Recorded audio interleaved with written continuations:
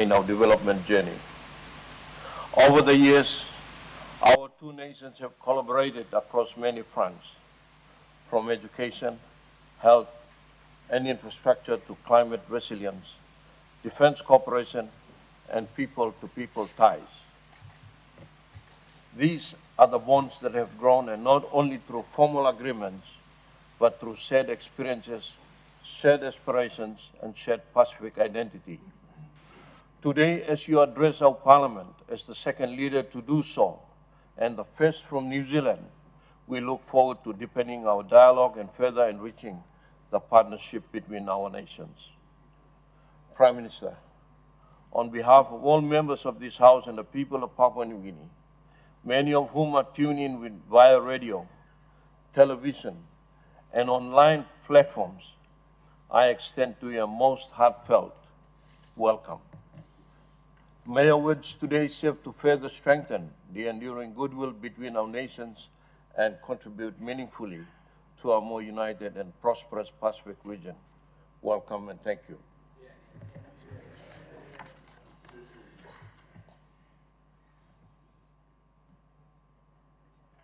I now invite the Prime Minister of New Zealand to address this Parliament.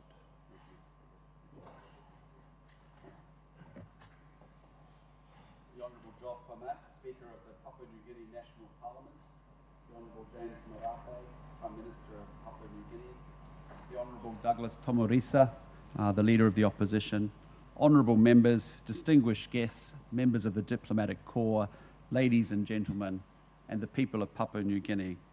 Tēnā koutou, good pla morning, trua lageta, good morning to you all. I want to begin by acknowledging the Motukoita people of the Port Moresby area as the traditional custodians of the land on which we are gathered here today. Taba na moana. I also wish to open by expressing my best wishes to all of Papua New Guinea on your upcoming 50th anniversary of independence, and on behalf of New Zealand and of all New Zealanders, please accept my sincerest congratulations ahead of your Golden Jubilee. Mr. Speaker, it is a deep honour for me to address this incredible Parliament today. I am extremely conscious of the rare privilege that you have granted me as the first Prime Minister of New Zealand invited to speak in this esteemed chamber, and through all of you, honourable members, with the people of Papua New Guinea whom you represent. Because this building is more than a seat of government, it is a house where the spirit of Papua New Guinea finds its collective voice. Voices of your tribes and towns, of your islands and highlands, of your elders and of your youth, and of your men and women. They are voices that help navigate your national journey between tradition and transformation. And today I am humbled to bring another voice, and I hope a spirit from your Pacific kith and kin, New Zealand, your friend. Mr. Speaker, it is clear to me that Papua New Guinea is an ambitious nation, and so you should be. You are a nation whose spirit rises with the mist over the highlands, whose determination flows with the mighty Sepik and Fly rivers, is as high as Mount Wilhelm. You are a nation rich not only in natural beauty and resources, but in the resilience and the creativity and spirit of your people. I know this venerable house is where you as the nation's elected leaders are entrusted with the ambitions, the aspirations, the dreams of your people for a brighter future. But your country is not only ambitious, it is courageous. Papua New Guinea is not for the faint-hearted. Your mountains are precipitous, your coastlines are wild, your cultures and languages legendarily diverse. Yet you are charting your own course, embracing democracy, celebrating diversity, and pursuing development and peace in a uniquely human and Papua New Guinean way. Honourable members, your courage means Papua New Guinea has never shied away from acknowledging the development challenges you face or questioning choices made or paths taken. These are good questions that any country should ask. Neither of our nations should settle for the status quo or cease to strive for a better future for our people. But it is worth acknowledging that over the past 50 years, you have forged a land of 1,000 tribes into one nation, one people, one country, through a shared commitment to democracy, the importance of community, and the belief that diversity comes from strength. These are values that New Zealand also shares. Mr. Speaker, 50 years ago, New Zealand's then Minister of Māori Affairs, the Honourable Matthew Rata, travelled to Papua New Guinea to represent the New Zealand government at the independence ceremonies in Port Moresby. And he carried with him a message from Prime Minister Rowling conveying best wishes and a solemn promise that Papua New Guinea can count at all times on the affection, support and good wishes of New Zealand. Even in 1975, it was clear that a prosperous and peaceful Papua New Guinea mattered to New Zealand. There are several reasons why. Your country is blessed with tremendous mineral wealth, vast agricultural potential and a youthful, dynamic population. Your economic trajectory holds enormous promise for your own people, for our Pacific region and for New Zealand. Our businesses are already working together with Kiwi firms actively enabling your agricultural development, enhancing the efficiency of your resources sector and delivering some of your most celebrated and important landmarks, including Gordon's Market, the Kumul Flyover, bridge to Jackson's Airport and this very Parliament. Regionally, Papua New Guinea accounts for over 3/4 of the Pacific Islands landmass and almost 2/3 of its people. But your size means where you go, the Pacific goes. Where you succeed, the Pacific succeeds. Your strategic position connecting the Pacific to Asia puts you at the very heart of the Indo-Pacific, playing a critical role for trade routes and presenting opportunities to renew and deepen ancient ties, whether it be through your successful hosting of APEC in 2018 or your convening power for major engagements that connect the Pacific to the wider world. But that same geographic position also means that in times of turbulence, including both world wars and at no small cost, Papua New Guinea has acted as a barrier between conflict in the world and the rest of the region. Your country, as you have pointed out, Prime Minister, is both a buffer and a bridge between Asia and the Pacific. It therefore almost goes without saying, honourable members, that Papua New Guinea matters to New Zealand and it matters to the Pacific. And the government that I lead is committed to strengthening our friendship and our partnership and our joint endeavours with you. Mr. Speaker, my visit is timed to celebrate 50 years of formal diplomatic relations between our two great countries. But our ties go back much further than this. For generations, our people have shared stories and trade and traditions. Millennia ago, explorers voyaged through your waters. Some remained amid the bounty of your islands. Others continued on, and eventually, some 800 years ago, the ancestors of New Zealand Māori reached the much colder, but no less bountiful islands that we call home in New Zealand. This shared heritage is the backbone of our relationship. We share ancient stories that link us across our beautiful but vast Pacific. Our peoples later reconnected with New Zealand missionaries coming to Papua New Guinea in the late 19th and early 20th centuries to share their faith, a bond important to our peoples today. We later fought alongside one another during the Second World War, where the 3rd New Zealand Division played an active role in defending Papua New Guinea. Our largest amphibious operation during the war took place in this country, with New Zealand troops part of the effort to retake Torokina and Nissen Island, and the 4 New Zealand Air Force squadrons subsequently involved in the campaign to retake the critical air base at Rabaul. Our peoples fought and they died together in those challenging times. And today, New Zealand soldiers lie on Papua New Guinean soil in the hallowed cemeteries at Bomana, Lae and Bitapaka. But those New Zealanders who returned spoke very strongly and very warmly of the welcome that they received by Papua New Guineans and the friendships that they developed. Of course, the post-war period saw those friendships increase further, with New Zealand teachers and nurses and builders and engineers all coming to Papua New Guinea to support a new nation as you headed towards independence. And since then, our peoples have continued to actively support each other's communities. No fewer than 7 New Zealand Prime Ministers have visited Papua New Guinea since independence, and I am greatly honoured to be the 8th. The High Commissioner from New Zealand tells me that whenever he travels in Papua New Guinea, he finds New Zealanders everywhere, whether teaching in local schools, running small businesses, or supporting the work of NGOs. Some have been here for decades, quietly contributing to their communities and helping to foster the ties between our nations. New Zealand volunteers have been active here since independence, contributing to fields ranging from nursing to agricultural science and from fisheries to high school counselling. None have left unaffected by the warmth and the love that they encountered here. You have a great many advocates back home in New Zealand. And I have to say the Papua New Guinea community in New Zealand is a vibrant one. It includes university lecturers and livestock consultants and small business owners and teachers. There are Papua New Guinean engineers helping deliver major new highways and owner-operator plasterers contributing to housing. These are Wontoks making our country better. Prime Minister Marape, the honour of being invited to address this House has caused me to consider what is New Zealand to Papua New Guinea. And of course we are long-standing friends and partners, that is a given. But I want to reflect on New Zealand's past, present and future contributions to Papua New Guinea.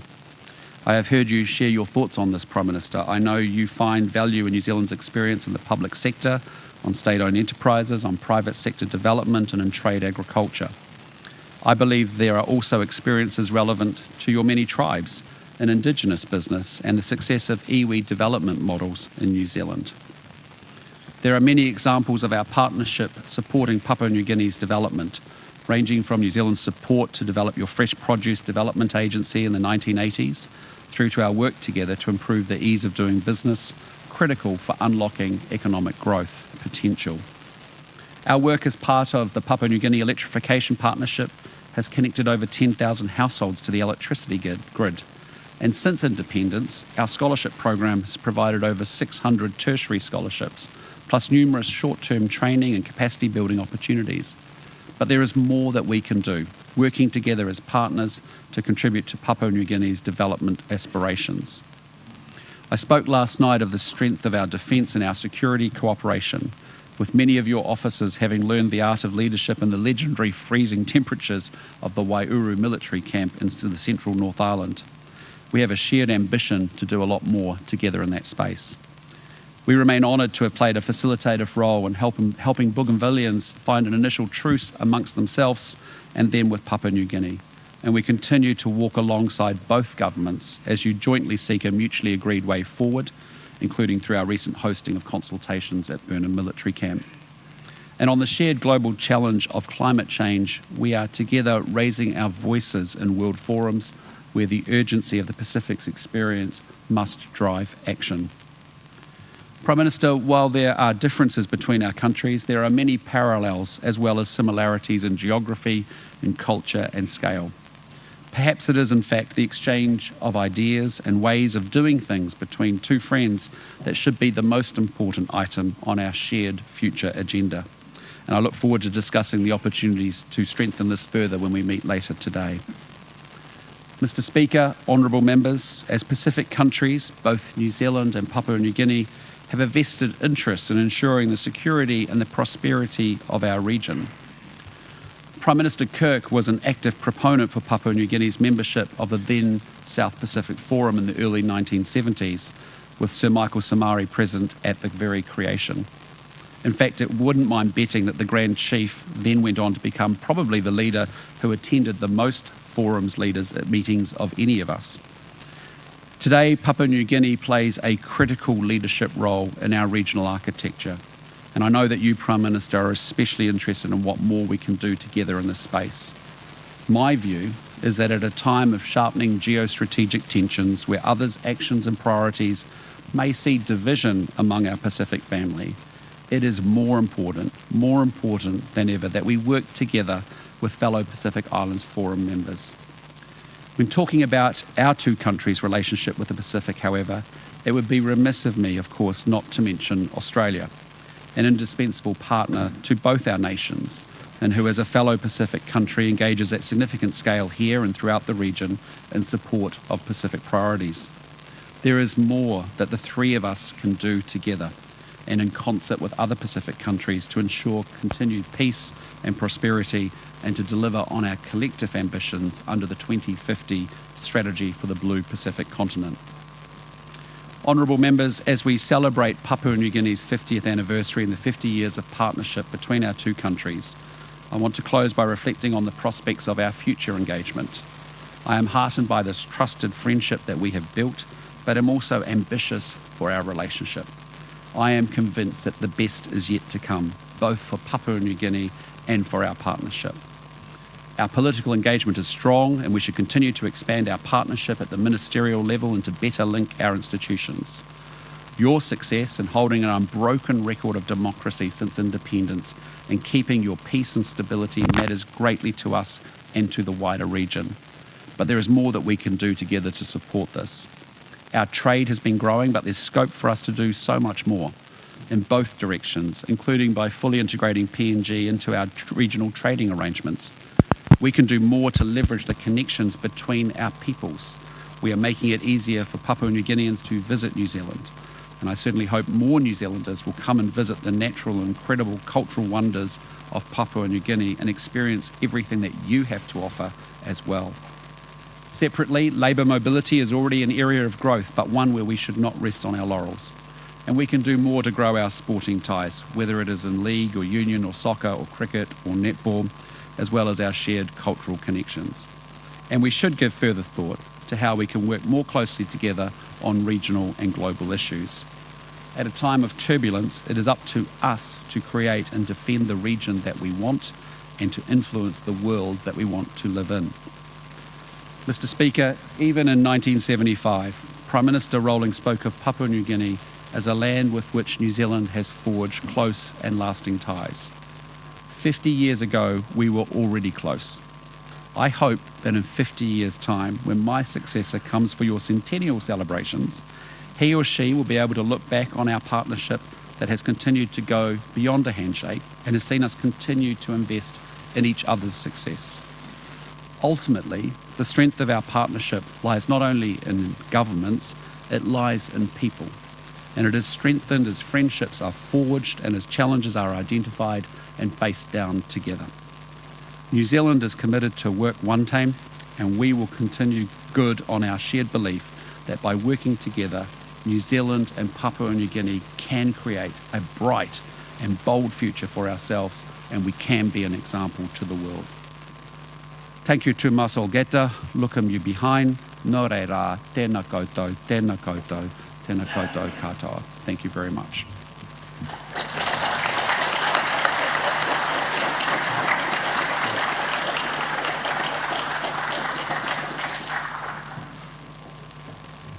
I now invite Prime Minister Marape to make a response. Mr. Speaker, honourable members of Parliament, today we stand in a moment that will be etched into our national memory, a moment that reaffirms who we are as a country and what we stand for and who stands with us. It is my deep honor and privilege to embrace, accept, welcome, and thank to the People's House, my good friend, the Prime Minister of New Zealand, the Right Honourable Christopher Luxon, and your esteemed delegation. Papua New Guinea, thank you for honouring our nation and your presence for affirming the enduring relationship and friendship between our two people. This is only the second time in our nation's history that a world leader has addressed our parliament. A powerful symbol of the strategic importance New Zealand has with our country and Australia continues to have with our country.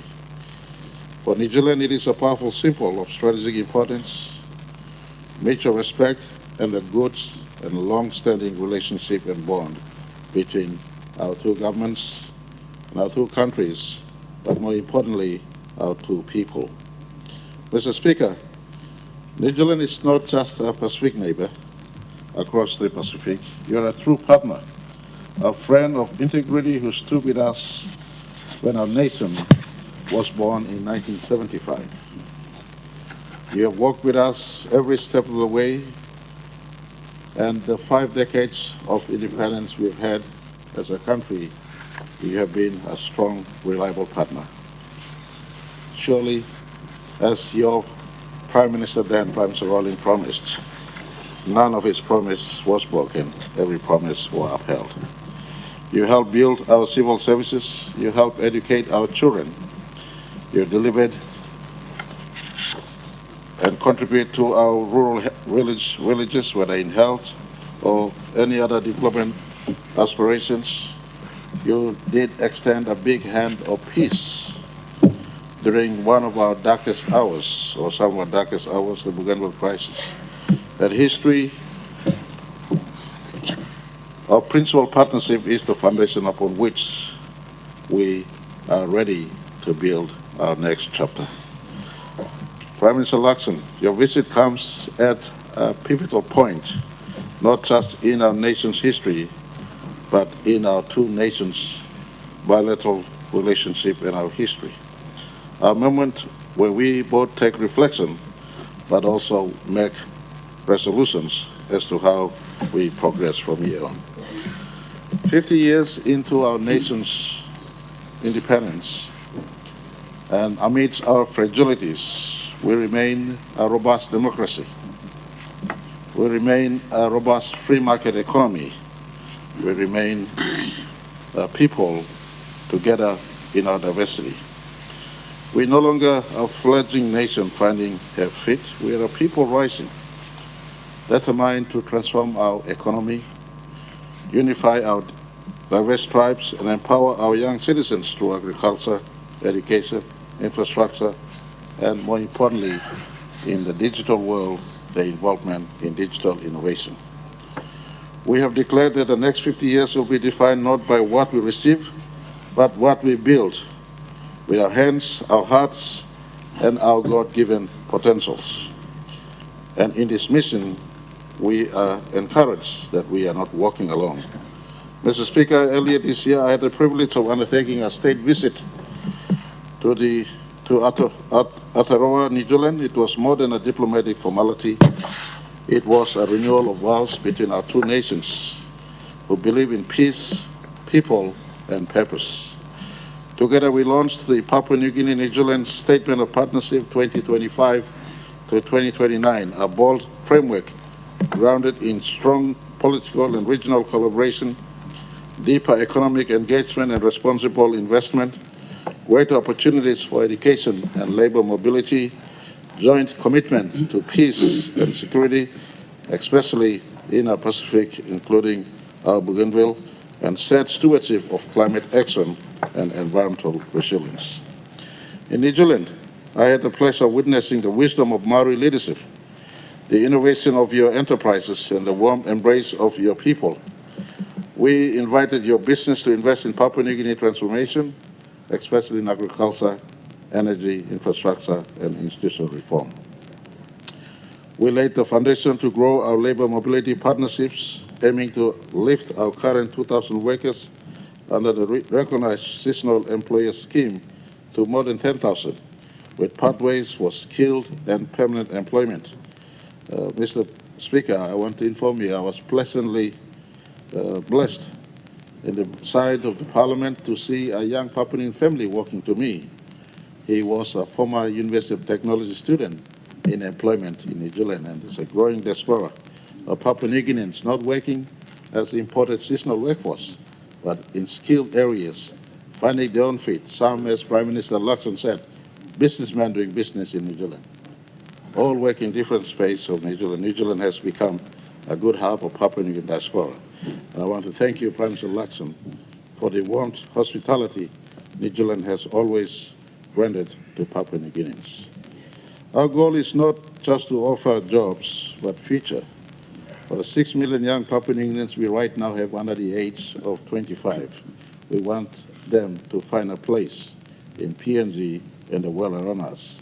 And we thank New Zealand for offering that opportunity for some of our children to find home and work and meaningful pursuit in New Zealand. I want to thank and register at this juncture New Zealand government's opening of visa, ease of visa requirements for Papua New Guineans to move into New Zealand. We celebrated also when I was there. I was privileged to go to Wellington Phoenix Football Academy. We watched this sporting event there. And I saw how sport can also transform communities, anchor communities, embrace communities. We also acknowledge that you have been a tremendous help and support in the health and education sector in our country, from the Red Hollows Foundation, building an eye center in Port Moresby, right now to the tireless work of your help to World Vision and other NGOs like the ADRA in our most remote provinces. And we rejoice in the resilience of, again, our diaspora who are working, who are studying. And I have here in this parliament, Mr. Prime Minister, there's some former New Zealand students who are also members of parliament. One of them, notably someone close to me, Governor of Southern Highlands, the Honourable William Powie. Mr. Speaker, I want to place on record in this parliament and register our greatest support for one of the biggest help to us and hand to us in as far as the Bougainville is concerned. New Zealand has been front, back, and centerpiece in our talk and walk for peace on Bougainville. We reiterate our unwavering commitment to peaceful dialogue, mutual respect, and consensual path forward as we seek to register and solve our Bougainville issue. I thank the government of New Zealand past and government today, not only for your support of past during the Bougainville crisis, but for your continued support and leadership at present, especially in our last meeting at Bantam, the spiritual birthplace of peace for Bougainville. I want to appreciate the joint moderation consultation that was concluded at Bantam and the forging of the Melanesian Agreement under the guide and words of one of New Zealand's esteemed son, the Honourable Sir Jerry Matapora. He was instrumental, just like many New Zealanders before him. And I want to say in this parliament, we appreciate the work Sir Jerry has done in this space. We look forward to continued work for peace in Bougainville.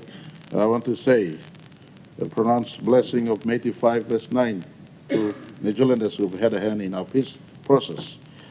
Matthew 5, verse 9 says, "Blessed are the peacemakers, for they shall be called sons of God." New Zealand just do not practice peace, but it practices it. And we are better off because of New Zealand's role in peace, in not just Papua New Guinea, but peace in a region and peace as you work for peace in the global stage that we both share. Mr. Speaker, our region, the Blue Pacific, is no longer a quiet backwater areas in as far as world affairs is concerned. We're now at the center of global attention, competition, and consequences. In this changing world, our unity as Pacific nation must not waver. In this regard, New Zealand is more than an ally. You're a campus, bringing trust, humility, and moral clarity. You lead not through might, but through right. The right of our existence in our Pacific. And that is the leadership Pacific respects. Today, I reaffirm Papua New Guinea's commitment to stand with New Zealand, to protect our oceans, uphold democratic values, strengthen climate resilience, encourage free and fair trade within and abroad, and ensure that no child of the Pacific is left behind, whether scorched by climate change disasters or poverty, etc. Papua New Guinea stands with New Zealand to protect, shield, and work for our Blue Pacific continent, something that I've been part of the construct since 2019 in our PIF engagements. In our bilateral discussions today, Mr. Prime Minister, we will advance key priorities. This includes expanding trade and investment ties between our two nations for inclusive growth. In a world of many trade barriers, I think fair trade is important between both nations. You have things that you produce that I don't produce. I have things that Papua New Guinea produce that you don't have. In an element, an envelope of fair trade, we can both find security, the exchanges between our two nations. We can broaden labor mobility for prosperity and dignity. If you need more laborers, whether casual and basic labor to skilled Papua New Guineans, we can uplift the standard of education training to a level where you accept our trained Papua New Guineans to work in your your country if you need them. I have labor in abundance in Papua New Guinea. We can deepen cooperation in climate action and renewable energy. We can invest in youth skills and vocational training, as I alluded to earlier. Or, of course, enhancing security, disaster resilience for the benefit of our two nations and our Pacific. Mr. Speaker, let it be said, and the partnership between Papua New Guinea and New Zealand is not built on aid, but it is rather built on mutual respect. Two nations coexisting side by side, as our ancestors have been. Our ancestors have been in this part of the world for many, many generations. Mr. Speaker, I pointed to Prime Minister Luxon last night. The Lapita poetry has found its roots in Papua New Guinea. Papua New Guinea's Lapita is similar poetry, similar to those found in Solomon Islands, Vanuatu, New Caledonia, Fiji, Samoa, Tonga, Cook Island, Niue, and New Zealand. They're as old as 3,500 years. This is our shared history together in this part of the world. We will be living here forever until Jesus comes. Our children will be living here. It is our shared responsibility to carve out a better future for our two children and our children of the Pacific. Mr. Speaker, I want to say that this is not just a transactional relationship. It must be fueled by transformation for our two nations and our region that we live in. It is not just a line item on a budget, but this must be etched in our hearts. The heart of two governments, the heart of two countries, more importantly, the heart of our two people. In Tok Pisin, we say, you know man nothing, means you're not just an ordinary man. You man, your family, you're part of our Pacific family. Prime Minister Luxon, New Zealand are our family. And on behalf of this Parliament, on both sides, and the opposition leader will also have the honor of addressing this Parliament.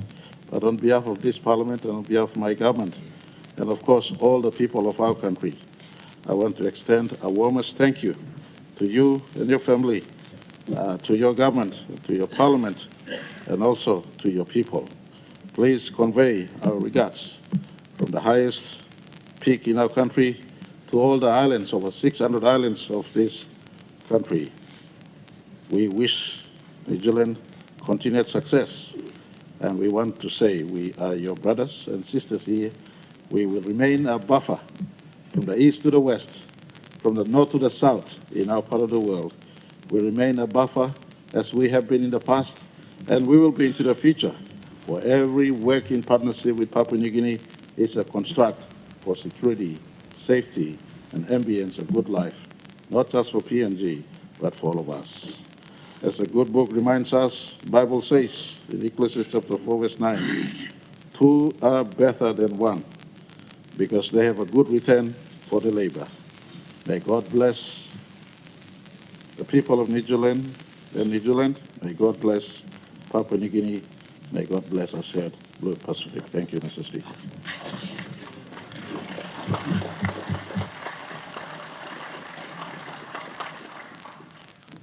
I invite the opposition leader to make a speech.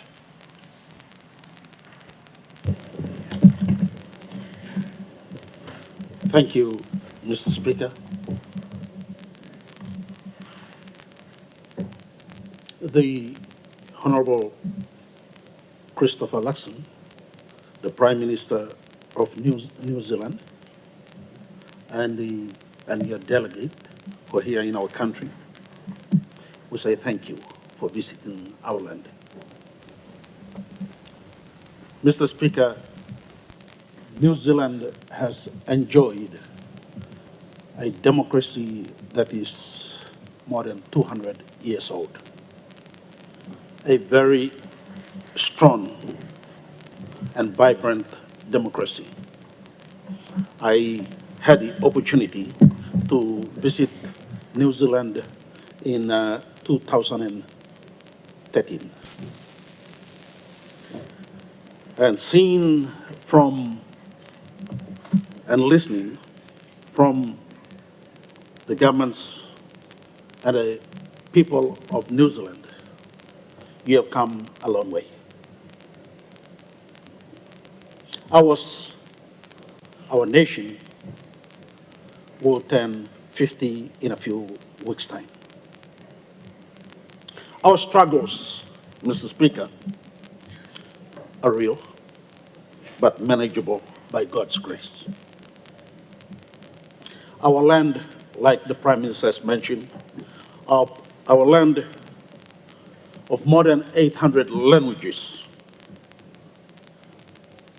and more than 1,000 tribes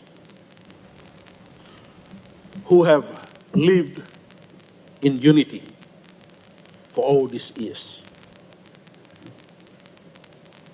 have worked together and survived the struggles in this nation. Like you in New Zealand, the Rangatira, the Maori chiefs, have worked very closely with successive governments since 1840.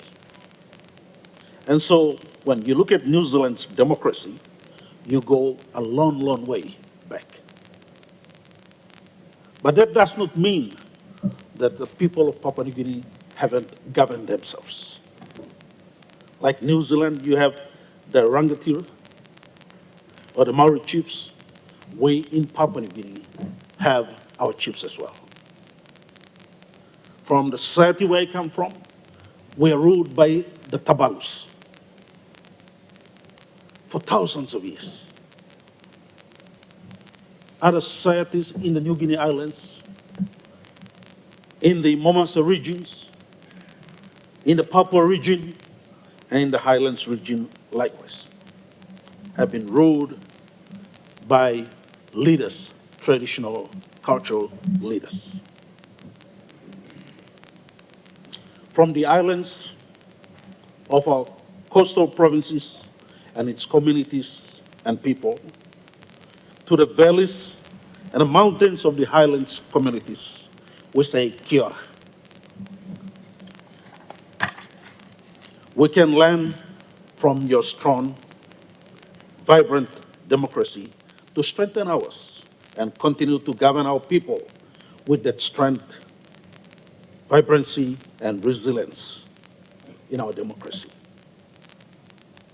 A few months ago, I had a privilege of meeting the Indigenous Affairs Minister, New Zealand, who visited our shores.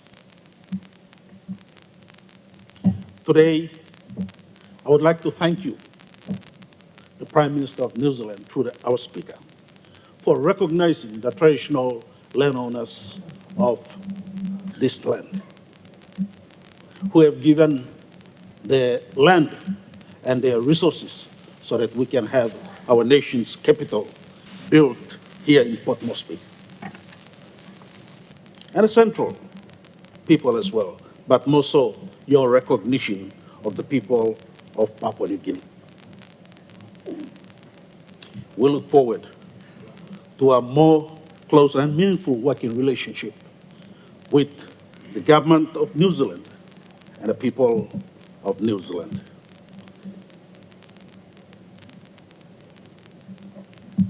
Thank you to the governments of New Zealand of the past and present, and thank you to the people of New Zealand for standing with us since independence in 1975 and continue to do so in our growth as a nation.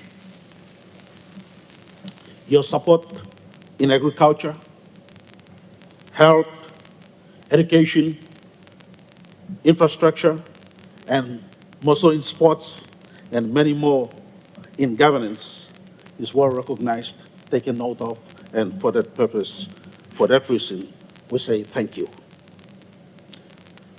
Mr. Prime Minister, through you, Mr. Speaker, pass our greetings and gratitude to the government of New Zealand and to your people. thank you. We wish you, and we say this, may God bless New Zealand, and may God bless Papua New Guinea in this relationship that we have in the past 50 years and more. We wish you well as you travel back to your nation, and may God bless you. Thank you.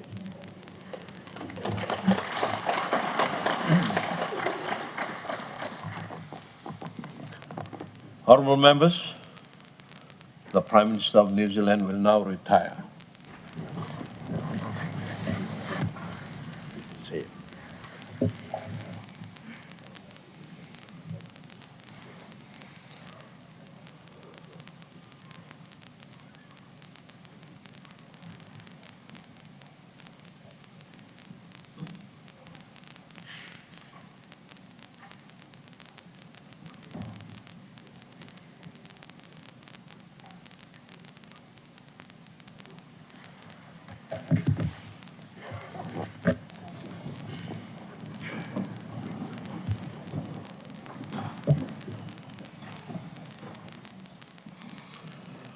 Petitions, notices, asking me to talk sabe long and for 5 minutes. Honourable member long suave. Thank you, Honourable Speaker. My question without notice goes to the Minister for International Trade and Investment, the Honourable Richard Maru.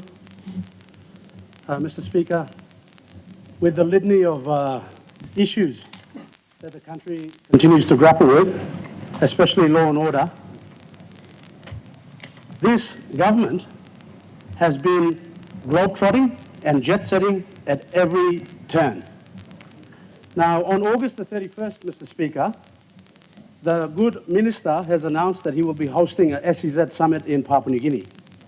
Recently, he has just returned from another summit in Osaka, where they have been on an expo for trade and investment. In 2023, Mr. Speaker, this minister and his department received 77 million kina in SEZ funding. In 2024, he received 150 million kina in SEZ funding. In 2025, the amount is undisclosed. Where has this 227 million kina gone? Because in Karamui, we haven't seen anything in respect to SEZ. So, Mr. Speaker, my question is, how much did this expo recently in Osaka cost the taxpayers of Papua New Guinea?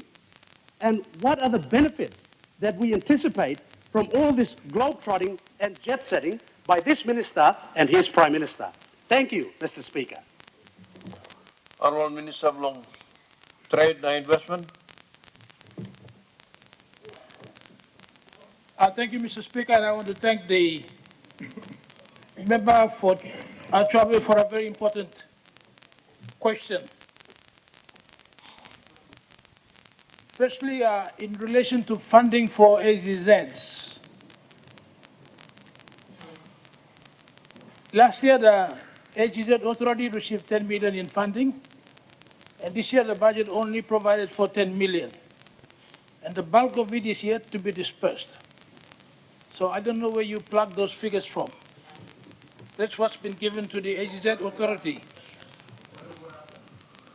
But if you're talking about state equity, then that's something very different. Honourable Minister, we have a point of order. Honourable Member of Suave, one point of order, please. Mr. Speaker, the figures have been obtained from the national budgets. Thank you. Honourable Minister. Thank you, Mr. Speaker. Let me clarify that. I think he is making reference to state equity funding, which is not AZZ funding. These are for state investments. So I just want to correct that. Specifically for AZZ, the AZZ Authority got budget provision for 10 million last year and 10 million this year. So I just wanted to clarify that. Okay, let's get to the issue of attending expos and the funding that we put to invest in expos. I'll comment on the previous expo in Dubai, and then I'll come to the Osaka Expo, which is going on and which will conclude in October. In the Osaka Expo, the government of Papua New Guinea, when I was not a minister, spent $5 million to attend the Expo. At the conclusion of the Expo, after 6 months, 29 companies from UAE registered their interest to come and invest in Papua New Guinea. All because of our attendance and the investment of $5 million at the Expo. And the request to our government was, the UAE government wanted an agreement to be signed by our two countries called the Investment Promotion and Protection Agreement to provide assurance to the UAE investors that if they invest in Papua New Guinea, their investments will be safe. And there is no reason for them not to come. We have a similar agreement with countries like Australia and New Zealand.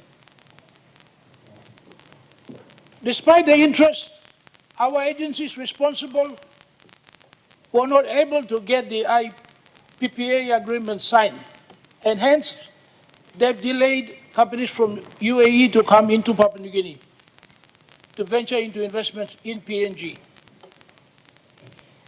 After Osaka, I went to Abu Dhabi the previous week, apologized to their government for the delay and assured them that within 2 weeks we will have the agreement ready for sign-off.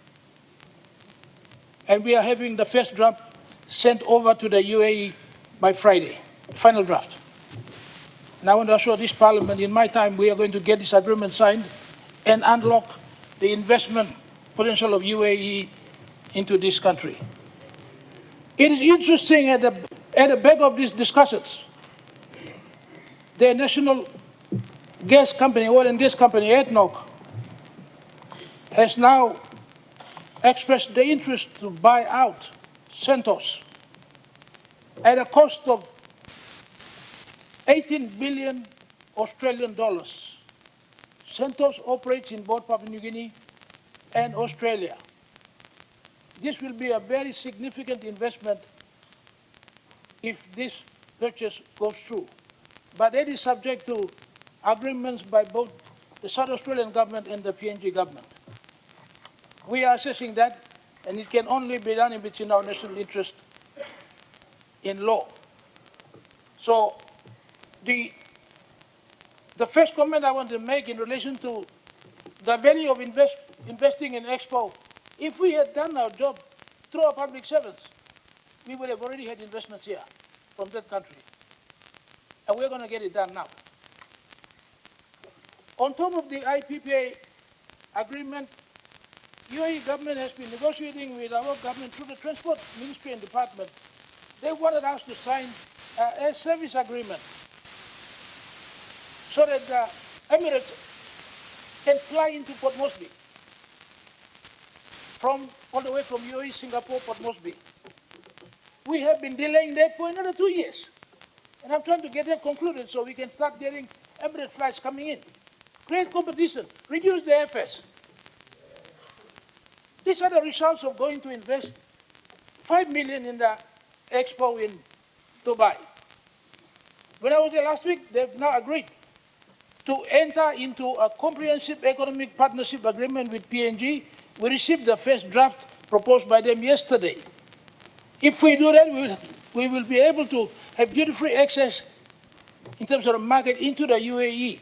They are now proposing under this agreement to offer scholarships to PNG students to study in their universities. They're looking at employment quotas for skilled Papua New Guineans to work in UAE, like they're doing with Fiji and other Pacific Island countries. They're even looking at giving us aid for our national ID system. Me not talking about 300 million in me buying Luxon Chinese technology. I'm talking about free money, aid. So this is the benefit of investing a small 5 million by going to Dubai for the Expo. The employment opportunities, Emirates coming into PNG, scholarships coming, grant aid coming. So when you're talking about cost and benefits, we are going to receive so much more than investing 5 million in attending the expo.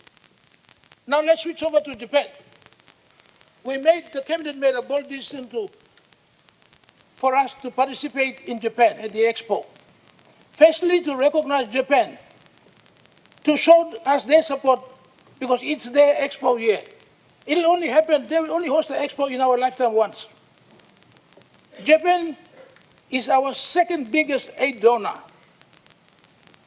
Papua New Guinea understand, since independence, they are a founding bilateral partner. They've invested 6 billion in grant aid to this country. 6 billion. Only next to Australia. Baigol Expo year belong investing 5 million.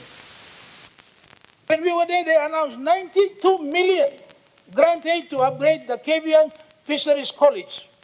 Announced. 92 million. Even spending 5 million on Osaka, they're coming back with 92.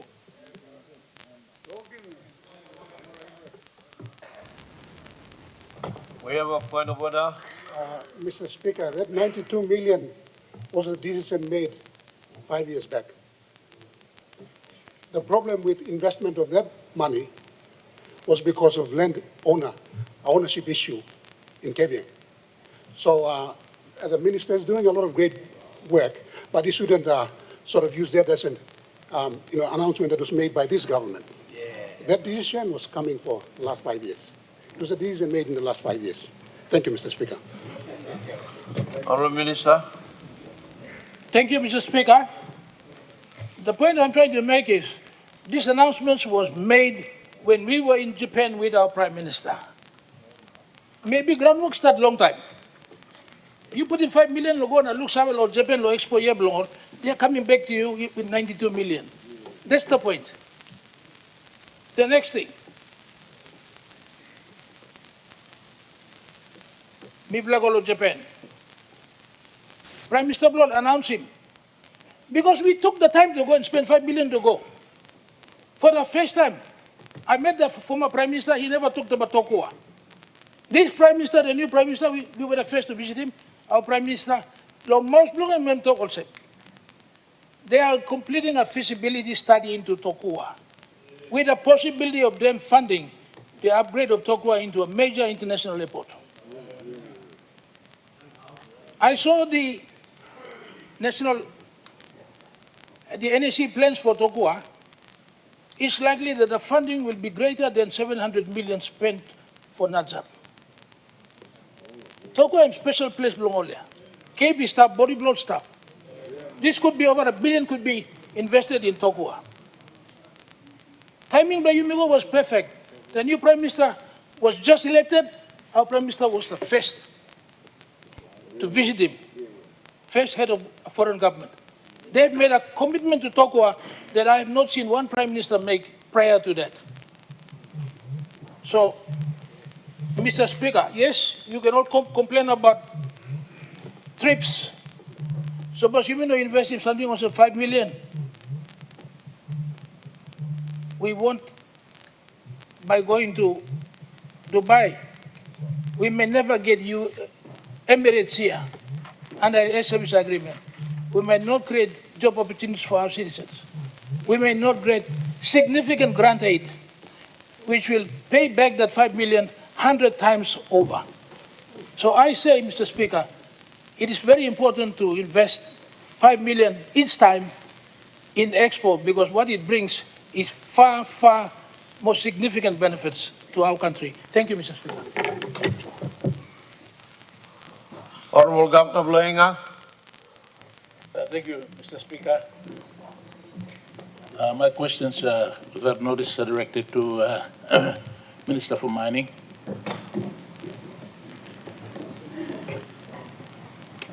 Uncle, and I was going to be asking you. Thank you.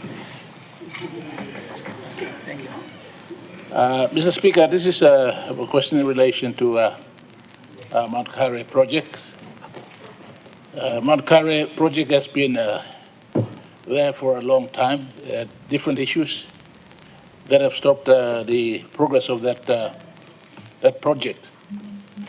But many of us on this floor know that recently, in the last 8 years, this project has been held up because of some personal interest from within Waigani. The small people of Mount Carey want to see this project actually being delivered. So my question is this: Minister, can you please take ownership of this project and try and have it delivered? Because many of our people have passed away trying to see this project being delivered for the small people of Mount Carey and Enga province, and of course the country. So this is a project that is can be realized quickly and can assist the economy. Thank you.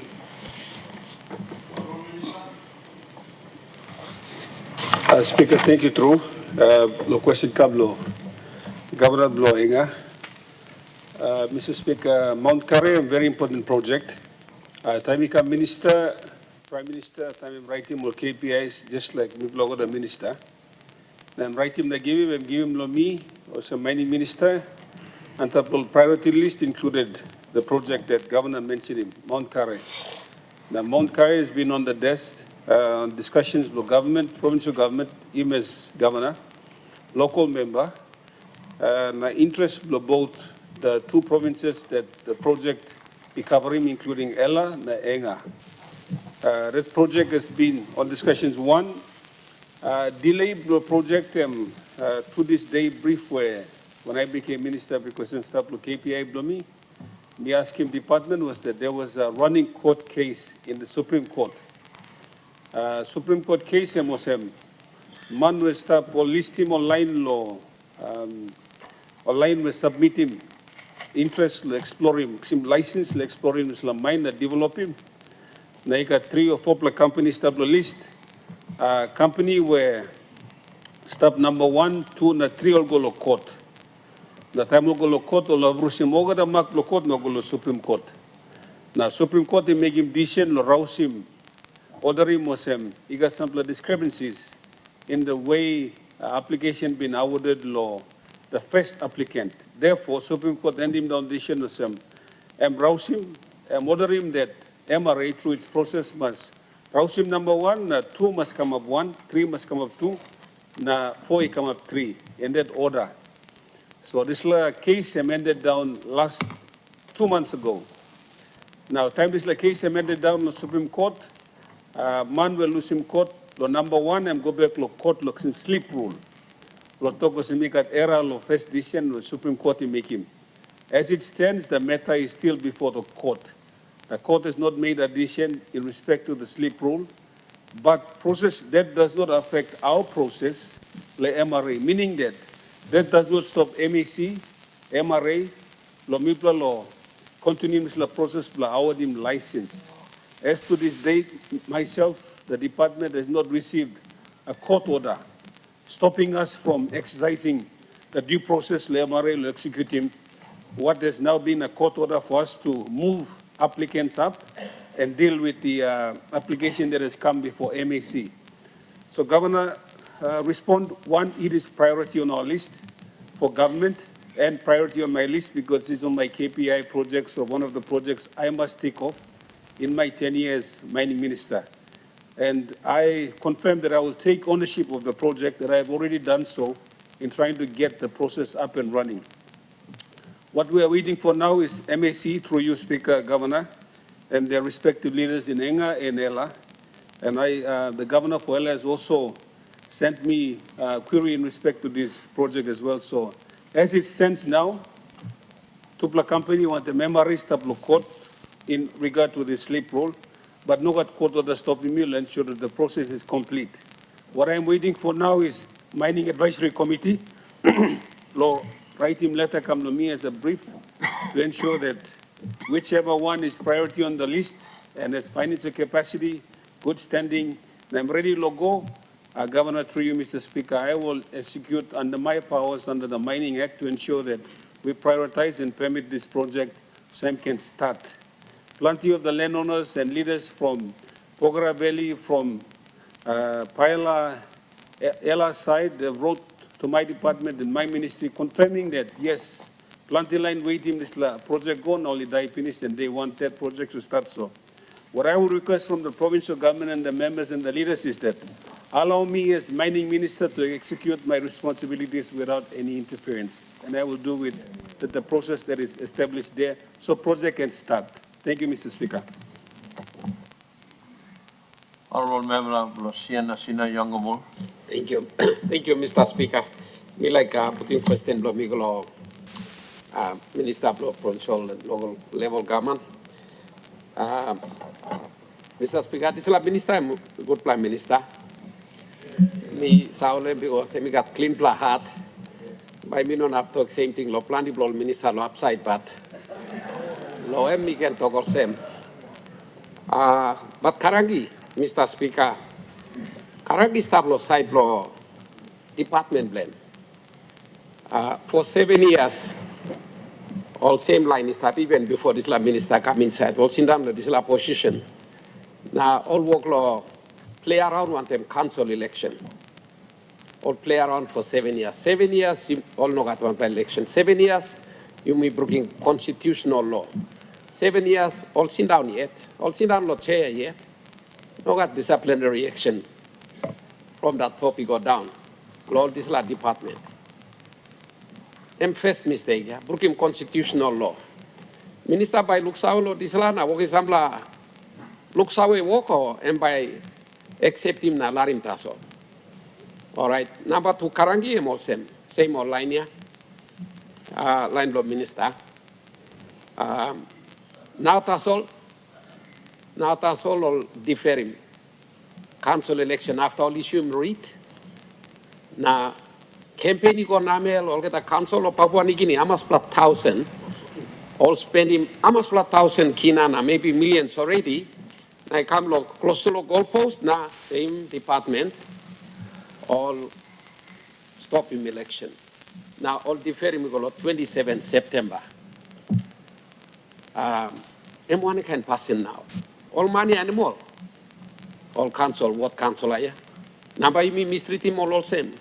All man all same you me, yeah. One kind all same, yeah. All leader, yeah. All playing important role through law, outline na. Maybe all members are up good. All Facebook government law players. All spending big money, cargo, effort, pain, stress, suffering. Law invest law election process. Go namel na. All different election na. Us, while different all talk, he got lack of clarity, law nupla, all what council, all creating an impact, but this is all existing, na boundaries, na ballot paper, na kind talk all same all working. But, Mr. Speaker, those reasons were already known to the administration before law all issue read. M. Karangi, yeah? Mila asking Minister, how by you may believe him this like an excuse? Especially when this is on a nationwide scale. Now bring him so much background become Lord Council, now council candidates, law outline. M number two wrong, yeah? Different midstream and relying on reasons already known to them. Midstream, now cause him so much damage. And big problem, yeah? By Minister address him this law, no God. All right, number three question, and last question, blow me. Law 16 September by me celebrate him. 50th anniversary blow, you me. Now, me plan need him leadership on council or ward level. You mean need him? You mean don't have deny him? You mean don't have go select him Nupla because you like select him Nupla. This is a process plus select him yet and by center of conflict. Law select him Nupla team to administer election ward level, LLG level, not district level too. Suppose you me talk all council all staff election, so all disqualify. All right, you may put him Nupla team. And now this is like creation for Nupla team by causing conflict. Also, Nupla need him council back on the ground. The councillors who have been de facto operating from 2017, he come now here. We need them back. Government needs to do something to give them a de facto status, almost come sit down like they have been. It's nothing new. Law you broken penis, larim law stop. Government, minister, through minister, and must talk for the purposes of rolling out the independent celebrations. Me recognize him. All ward council law come back. De facto council, not in law, but de facto council, continue to play the role they played in the last 7 years. Put in leadership law, independent celebration, and then you can go inside law. Finish him this now you play go Kirabim election will come on 27 September, which is after the independent celebration. We need that leadership. And we got Tintin law this because there's a big vacuum there at the ward level. So I think senior Bloimi could Prime Minister we can give him some clarity now. Please discipline him or line blow you, yeah, law department. You can just tolerate him kind of behavior when the damage is nationwide, catastrophic. You must do some disciplinary action. Papua New Guinea must look him. Thank you, Speaker. Honorable Minister of Provincial and Local Level Government Affairs.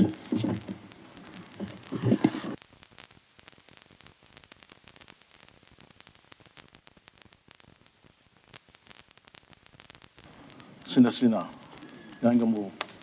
Well, it's a very important question. It's a question that our nation should be asking, and it's appropriate that I should respond to the issues that have been raised, and our people are advised accordingly. Mr. Speaker, the honorable member's first question relates to disciplinating our office or staff who have oversight in this important election. I think the issue lies with ability of government. And I cannot discipline officers because officers have worked very, very hard. I can tell you that. In terms of ensuring that everything that is required of conducting an election has been done according to the laws of the nation. Everything comes back to when the writs were issued on the 23rd of April, as I did. At that period of time, everything was progressing according to the plan. But when we looked at it, because of many other important issues that have taken precedent, I think we are all aware of it, particularly the independent celebration activities. Independent celebration activities also comes with financial appropriations, and therefore it interfered with the running of the election. And therefore, as we progress through the exercise, we kind of also found that other things are not ready, and particularly in relation to ballot papers. And I was kind of appalled when I was told through the Minister of Administrative Services, who is in charge of Election Commission, that we didn't have ballot papers, because ballot papers are required to go to polling and subsequent election of our people. And so that was one of the major issues that confronted us, so we had to work very, very hard. And I want to thank our Prime Minister and Deputy Prime Minister and Minister Masere, my staff, as well as the Electoral Commissioner and his staff, for trying our very, very best to try to address this issue, to comply with the deadlines that we have given, which has not been the case. And therefore, Electoral Commissioner then made new announcement for new dates, so that all the issues that have hindered the progression of election processes can be subsequently addressed within that time period. So, Mr. Speaker, I think the same question was asked by Honorable Member for Abao. last week, I think Tuesday or Wednesday. And I think Prime Minister has already answered part of that question. And so it is, I want to take this opportunity to apologize to our people of Papua New Guinea, particularly people who are vying for ward membership, ward seats. We have a point of order. What's your point of order, Member for Abao? Just to clarify, and rather than the minister laboring on the same set of questions that I asked, Prime Minister did make a commitment to respond this week. So I sent him all the questions that I asked on the floor of Parliament, and we were expecting either the Prime Minister or the Minister to respond to the same questions that the member for Sinasina, Yangon has asked. So I think that's pending. So if the Minister and Prime Minister can do their work and respond to specifically to these issues, which Minister is not responding to. Thank you. Honourable Minister. Thank you, Mr. Speaker. I think that the issue is very similar to what was asked last week, and therefore I'm responding to the questions that have been raised by Honourable Member for Senator Yangomo. So the first issue you asked was to discipline, so that's exactly what I'm saying. This issue has come thus far. So much work has already put in place, but because of the important issues that confront the nation, which has subsequently required for us to come up with alternative deadlines. Number two issue that you have raised is where do councillors fit in this discussion? I think it also alluded to the third question that you have raised.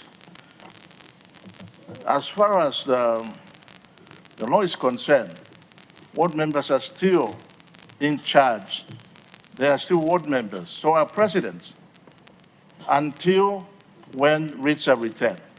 So that process is ongoing.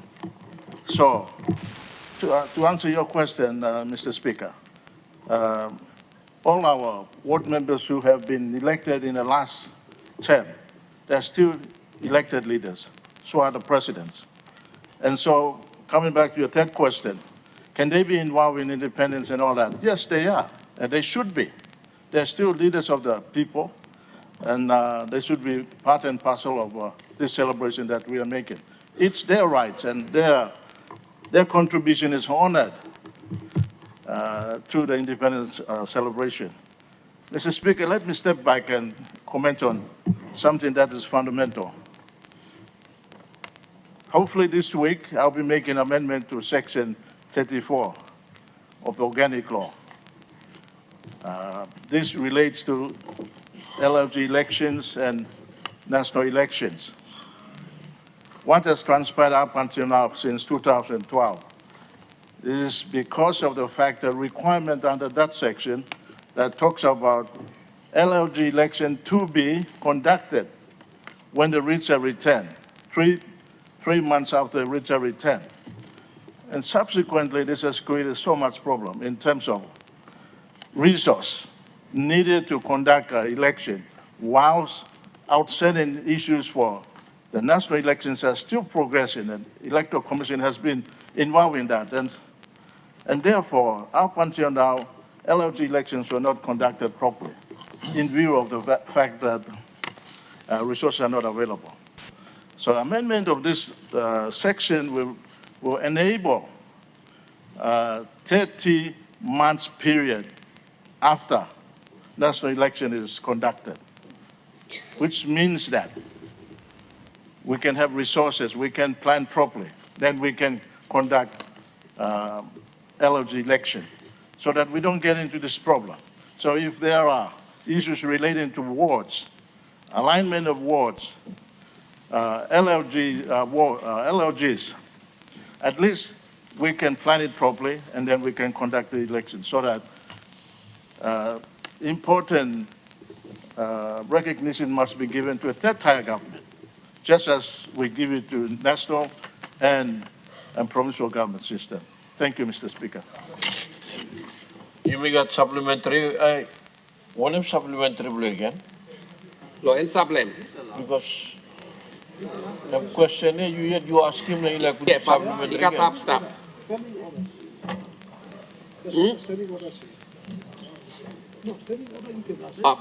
I think me pa put some point of order. Now. All right.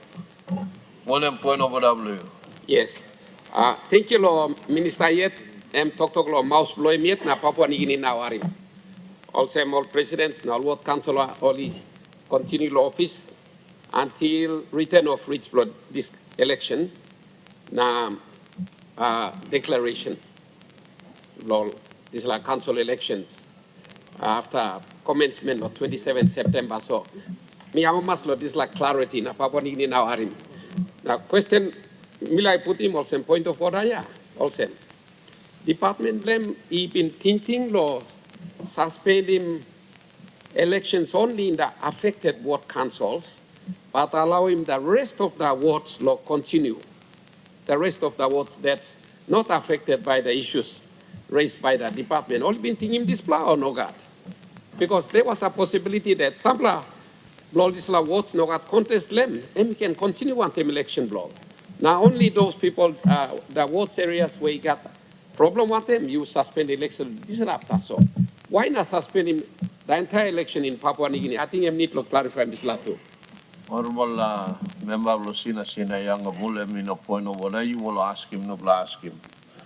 So Babino like non of la minister on Charam this blah. You may got no blah. Bami looks up again, you got three blah governors and a blah backside, so one blah blah blah by must ask him and governor of Western Province, me give you this time to ask him blah, you know what talks about. Thank you, through Speaker. Lo, Makim, people of Western through lo me lo ask him question in Oga Toksawe. The question lo me and by me directing golo. Minister of Law Mining. Na question am related lo Pogara Mine. Misa Pogara Mine am stava antablo mountain by me antalo Wabek enga province na. Oli putim pipi of lo mine kam na no semlo. Wara lagay na kam semlo Strickland na kam semlo Fly River. So time lo starting isla nibla tok lo nibla Pogara. Nibla Western Province too been involved lo, including nibla inside lo isla package lo nibla Pogara agreement. So na me like ask him all questions related to that agreement. I'm used to our story. La time been asking finish. I was time you put in people Antala mountain. Antala mountain wara I'm sleep. It's on a Antala mountain so wara I'm back down. But time come up the Western Province we have to stop them. This la people blow mine on top move and sit down. So people the Western Province have like Simbik la Bagarap as I speak. Online the Yimi lo Obo. Now I'm watching now flood. Wara I'm Karamam school lol. Now Wara Karamam village lol shopping center lol over time sleep in Wara because all sediments now silt them now comes past lab now. I'm creating plenty heavy. For this last I'm asking was by or whether Western Province and by the including law is a new Pogara deal. So question from me, number one, you've signed the community development agreement to Pogara mine finish or not? Number two, instead of the agreement I was signing finish. How much by the Western Province? First question from me is Western Province included in the agreement? Number two, how much by the people of Western Province there is the agreement? Because me, I was only cutting of Western Province in that agreement or carrying from stop law on the place of Kolimbulako. Section 1, Segment 1, Segment 2, na 3 am all included. Na Segment 3 am tablo Bulago. After Bulago, na goram semlo. Nomad, Lake Marine, na goram semlo. Obo, go semlo. Suki, na go come up the Flariba. And Mibla, itablo section, Segment 4, 5, 6, na 7, so Mibla, included in the package. So me like sawe slam true or not, na sawe si true or se me don't establish la package.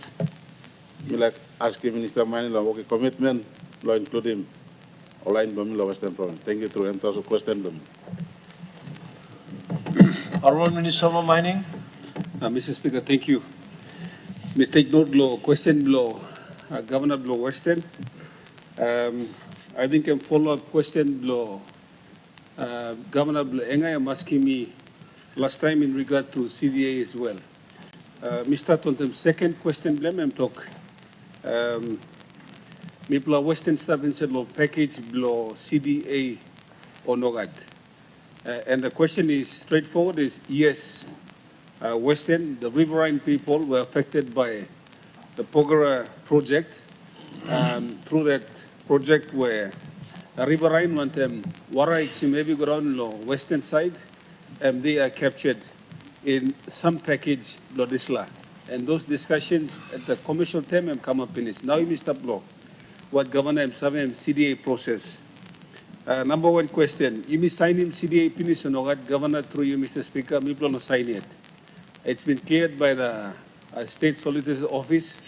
Now, those copies, Lodisla, cleared CDA, will be consulted with local leaders from the province, including Governor Bloenga, Governor Blo Western, because of the riverine people, Governor Blo Ella, because lo power, Blo program come through lo heights gas, na power line, or line was sleep, lugotim power line, lo supplying power come lo pogera, and Western as well, because Warram affecting also. Those leaders from those areas will be consulted in the CDA project, including new Pogera, and then the final paper will be brought to Cabinet. As soon as Cabinet approve him, Meplaba go ahead and sign. And I will ensure, Mr. Speaker, through you, that the leaders are consulted so that we don't bring something that you can come to floor, no question him get, but passing the consultation must stop. It's a process of CDA. So, Governor, I can assure you, your people are captured in the CDA process, and I must give it to the leaders of Enga too, to say that we must capture Western people. Sample project I'm online, but no lusimol and project but Governor and the leaders from the province have been kind enough to say that we must capture our people from the riverine, including all power lines, so that they must benefit, so that everyone has skin in the game, so we protect the project now. Project can continue. I need the new program limited. So, Mr. Speaker, through you, Governor, I assure you, CDA has not been signed, and if it is signed, your people will be captured in there, so that you have stake to protect our riverine project and riverine people, and we ensure that Pogara continues. And the leaders on this floor, I assure you that you will be consulted before you may sign off the CDA. Thank you. Governor Blunoten. Mr. Speaker, now recognizing our people of the Northern Province, I have a few questions I would like to ask to the Acting Minister for Communication. And these questions are in relation to the monetization of social media platforms. Just a little context, Mr. Speaker. Our people are now part of the world, obviously, and we have what we call netizens that operate in this country. These are people who are communicating and using the internet for work, for business, etc. A large number of these people are youth below the age of 25, of which we have 60% in our country. A very large number of these people. And many of them are content creators using social media platforms. Unfortunately, they are not able to benefit from this growing industry that's benefiting many throughout the world. These content creators create amazing content that promotes Papua New Guinea, that can attract tourists and investment, and that can give the world a better picture of this country. We have social media content creators coming from other parts of the world into Papua New Guinea and creating content and benefiting from these activities. But our own cannot do so because of outdated laws or non-existent laws or mechanisms that aren't in place to allow them to monetize their social media content that they've created. My questions are these, very simple questions. Does the Marape government have any plans to address these challenges and issues so that it can assist our content creators generate an income and revenue, especially our youth, who form large part of this demography? Thank you. Acting Minister of Communication, Information. Thank you, Mr. Speaker. Nami, so thank you long good question lo Governor Blame long Oro, Northern Province. Before me, give him Niklik back him, Mr. Naposem custodian long this la ministry. Yumi got all leaders below Yumi, Sati, all is come long all health issues. Honorable Minister Bloy Milong ICT, Honorable Minister Bloy Milong Bougainville Affairs, na Honorable Minister Bloy Milong Labor, Honorable Kesi Sawong, na Honorable Makiba. Me wish him all get a speedy recovery. Na same time too, me kiss him bell belong all get the leaders, long look out him health Bloy Yumi 11. Important country need him Yumi long walk, but health important. Question long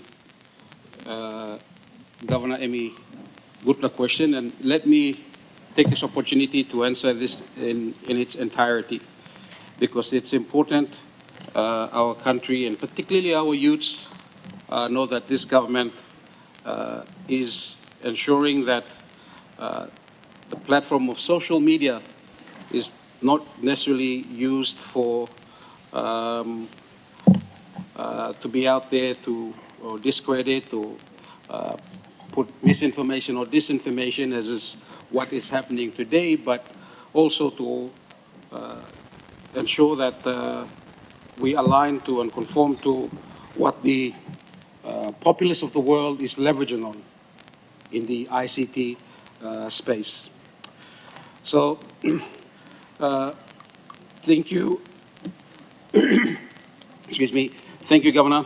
Thank you for the opportunity to respond to this matter.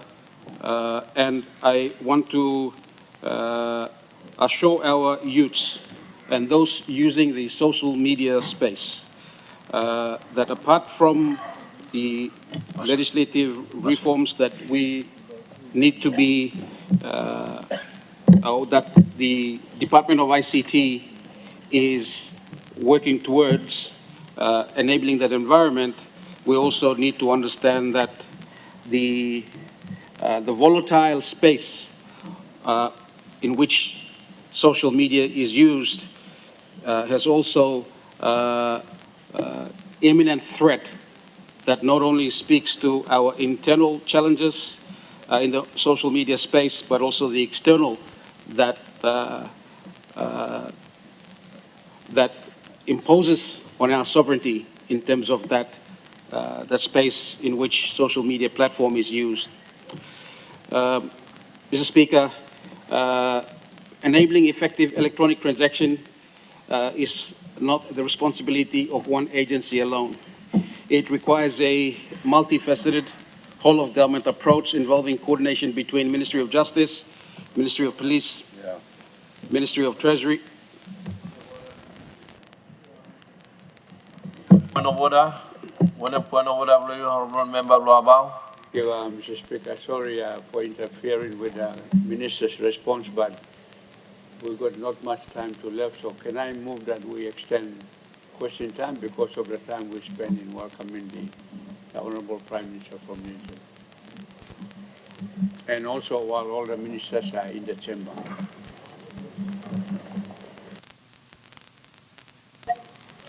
Honorable Member Luabao. maybe think by point of order in relation to long question. I'm all back him, but point of order like ask him like extend him time. That is not suppose one member will ask him, then we can ask him this like before like extending time. I'm him. So point of order you, it should be in relation to his question that is given him. But me look savvy also plan the member only like ask him yet. So me like ask him. This will ask him also that the question time be extended. Who's in favor? Please stand. Stand up.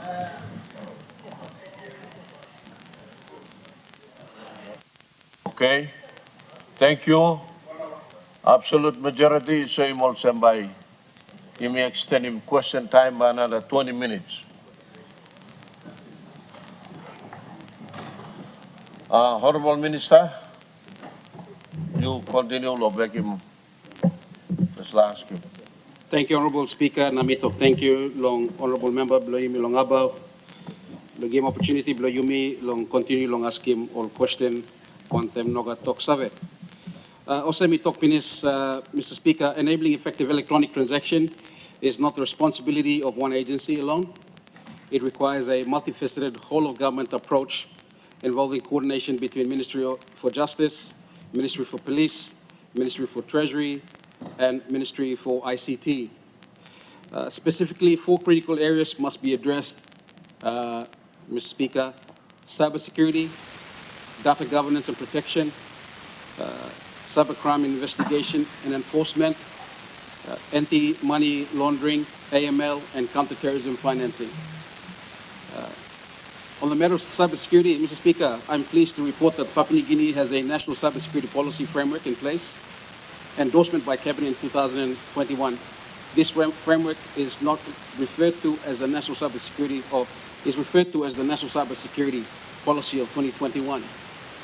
Following this, the Department of ICT established a National Security Center, which currently monitors over 75 government agency networks and systems.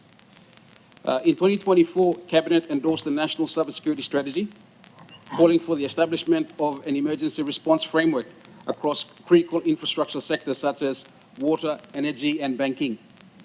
To operationalize the strategy in December 2024, Mr. Speaker, the Ministry for ICT did a direct the National Information Communication Technology Authority to develop a regulatory framework for cybersecurity. I can confirm that drafting instructions have now been completed, and I have instructed the legislation to be brought before Parliament in the September sitting, Mr. Speaker. On the matter of data governance and protection, Mr. Speaker, last year the Department of ICT also facilitated the development and subsequent Cabinet endorsement for National Data Governance and Protection Policy. We got point of order. Honorable Deputy Opposition Leader, and point of order, will you? With due respect to the Honourable Minister, Mr. Speaker, I think the Minister is reading a statement which is prepared, and so I think that he should go straight and answer the question. Thank you. Honorable Opposition Leader, statement name will back him answer question way, and me answer him yes, so. When I think by out of order, so Minister, you answer him, ask him. Honorable Deputy Speaker, one point of order, Honorable Speaker, one of me just like law, put him Minister law notice that you, lo Mari Blue, you extend him, maybe extend him 20 minutes, lo Mipla law work him, so some work him reply, blow him can continue, but Kisim Mina Bliggly time so renew and consume this law 20 minutes where you allow me plalo ask him more question. Thank you. Honorable Minister. Thank you, Mr. Speaker, Deputy Opposition. Thank you. For the purpose of time, me just like give him confidence among our leaders and particularly to our youths that are using social media. This government is working to ensure that you do monetize you will monetize him this la space below you long. You can talk inside long platform lo Facebook. Now you can monetize him this la walk you like make him inside lo Facebook or you walk one time inside lo Facebook. So in short, we are putting and ensuring that the environment in which our young men and women are using social media is protected. That's important. You have independence to express yourself, but it is within a framework of governance and legal framework that you can monetize your work as a social media creator or an influencer. Thank you, Mr. Speaker.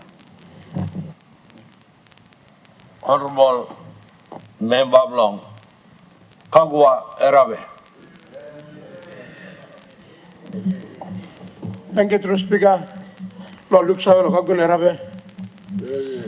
Milakas ki ola lilu constant tasolo, Wax Minister.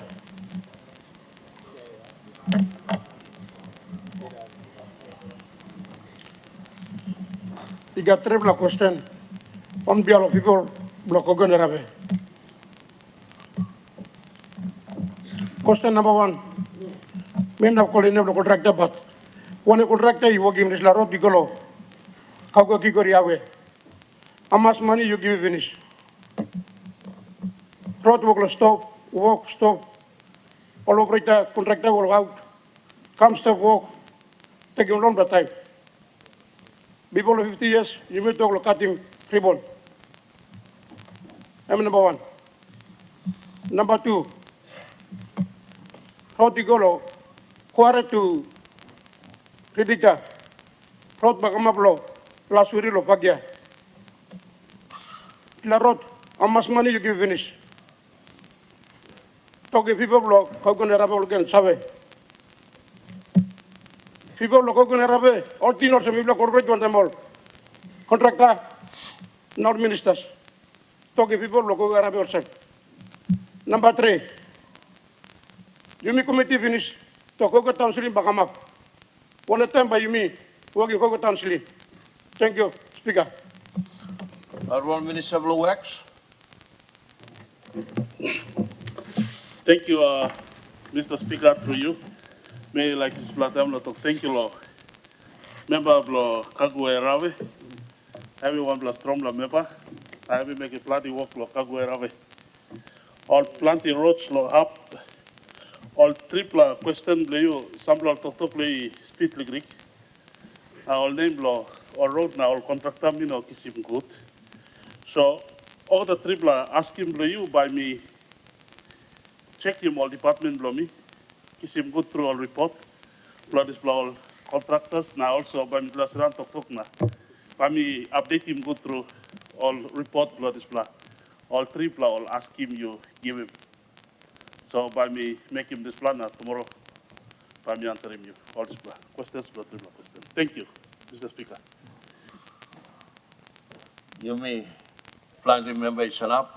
Why blood talk me one of system to Salem. Me give him opportunity long. Deputy Speaker will ask him long. Thank you. Mr. Speaker, thank you too much, lo you give him time lo me lo. Plan time when become seen on Lucia, but me not ask him questions so. Good plan lo you give him time lo me lo ask him one question lo me. Mr. Speaker, question lo me go lo Minister of State Enterprise. Mr. Speaker, ask him lo me me ask him tasolo power service go lo people lo me lo makam. Mi pla makam, mi pla ground lo mi pla karim. Ogera pylon lo karim power go down lo. Lay city. Mi pla lukim long pla tawa. One time wire two ron antap. Tasolo light kisi mi pla mnogat. Mi pla stop to take. Power go come up lo leina come lo mi pla lo makam. Em sawe power sa on lo 1 pla 2 pla day. Nem se go off lo 2 pla moon. Nem ba come back again lo 1 na 2 pla 3 pla day. Suppose em come on long 1 week. Em minus em member must have 3 or 4 pla moon before power come back again. Osana minister me ask him you tasol. Why na power work lo oki mosem lo mipla lo. Makam na mipla no kisim good power. Suppose you online ni briefing you liglig na you sawe lo en you talk sawe lo mina. People lo makam. Suppose no gat. Enough. Me ask him you now lo flow lo parliament. Enough you find out lo yanji power no talk sawe why power no reliable to mas lo our people lo makam. Ose mi talk pinis ground lo mipla karim power pylon na mipla no kisim good power. So I'm legally asking lo mita solia. Me ask him minister lo. Talk clear lo me now people lo me why power reliable to mas lo mipla. And me talk long and I'm true pla talk. Two pla day na ba you wait two pla moon. Lo power ba come back. Triple day ba you must wait triple moon. Na power come back again. Thank you, Mr. Speaker. Honorable Minister of State Enterprise. Thank you, Speaker. I would like to thank you, Lord Deputy Speaker, for this important question. Yes, you got a problem long lay, especially antap lo younger go around lo lay online Indian contractors only work lo upgrading more transmission lines. Long tari kam antap iko osem lo yonki or TVA company only upgrading more tribal power pylons na they already completed that job. Currently, we are continuing to encounter difficulties with the Indian contractors, which are funded under the Japanese JICA program. Nuclear CEO Yumi threatening terminating the contract because of the performance of the Indian contractor. This project is delayed by more than 2 years. Yumi got problem long supervision, long PNT power, which we are taking under control. With the employment of the new CEO from New Zealand, we are seeing some improvements now, especially for lay na Olen Blimi startup under law. Makam Valley, this province, Lamori province, very, very important province. We have allocated so much resources and time and money towards fixing these problems that we identify finish. But, through some power on and off 2 days and beyond 2 months, no God, we've been able to still provide power. And good luck to talk about MNO threat. Me, because I have been giving a personal watch on it myself because of the importance of our city of Ley. So, Emmy. Point of order, one point of order, Deputy Speaker. Honorable Speaker, me like talk sa lo minister o minister mino giamani miulo tupla day na mi man mi sexy power long ene mi talk lo ene. So mi talk amas plamun em sa stop na they say come back in few days ya mi talk true ya. Osem so me like afemim talk lo mi because minister talk osem mi no talk true so mi afemim talk lo mi osem em true plus statement mi make em power ya mi et mi film long en mi talk. Thank you. Honorable Minister. Thank you, Mr. Speaker. I'm going by the briefing that me is our team land because, as I said earlier, me yet personally, because of the numerous complaints to last raising land, me too, me got feeling that me man too. So I don't go to sleep. I make sure that these things are done. So I am responding to the question based on the briefing that I have been getting from PNG Power. So somewhere along the line, someone is misleading us, but me can talk of some. If the people of Ley can get powers on and off, only a wait law, 2 months or 3 months, these same power lines come from Yonki all the way down to Ley. So it does not make any sense. So, and that's all I'm back into them. Me not talk of saying David Speaker and Yaman. I'm just making this response based on the briefings I get and because of my daily involvement in matters to do with the city of Ley. But I will take this complaint into account, and by me go check him now. I'll ask the PNG Power CEO to explain why this is so, and then I'll also ask the PNG Power CEO to meet the Deputy Speaker himself and explain, and we will work out what is really wrong with it. Thank you, Mr. Speaker. Honorable Member Lowabek. Thank you, Speaker, for giving me this opportunity. I think my question, without notice, goes to our good Prime Minister. Before I do, let me give some context to my question. In a statement released last Friday, Mr. Speaker, the Commissioner General of the Internal Revenue Commission revealed a very disturbing trend. multinational corporations operating in Papua New Guinea's resource sector, Mr. Speaker, particularly in the mining and petroleum sector, are exploiting loopholes and weaknesses in our tax and investment laws to maximize profits while contributing little or nothing to the national coffers, Mr. Speaker. Mr. Speaker, Ramu Nicol, for instance, has extracted rare minerals from our land for almost 20 years without paying a single kina in corporate income tax, thanks to the overlapping tax concessions we as a government have given them. PNG LNG project participants, after already enjoying a 10-year capital recovery period, are now extending this tax holiday by another 5 years, raising serious questions about the effectiveness of our fiscal regimes, Mr. Speaker. Mr. Speaker, further, the IRC has disclosed in an earlier media release that 5 of the most profitable large-scale mines have not paid a single dividend to shareholders in over a decade, suggesting that creative accounting and profit-sharing tactics are being used to suppress taxable profits. Mr. Speaker, if I'm correct, only recently has Pogora begun paying dividends, and that too only after dividend withholding tax was exempted in the new Pogora agreement, Mr. Speaker. Mr. Speaker, this comes at a time when our extractive resources, which are finite and non-renewable, are being depleted with little long-term national return, Mr. Speaker. Yet individuals closely tied to the original LNG agreements now widely criticized for being overly generous to investors, are once again being appointed to head major negotiations on behalf of the state. These, Mr. Speaker, are traitors.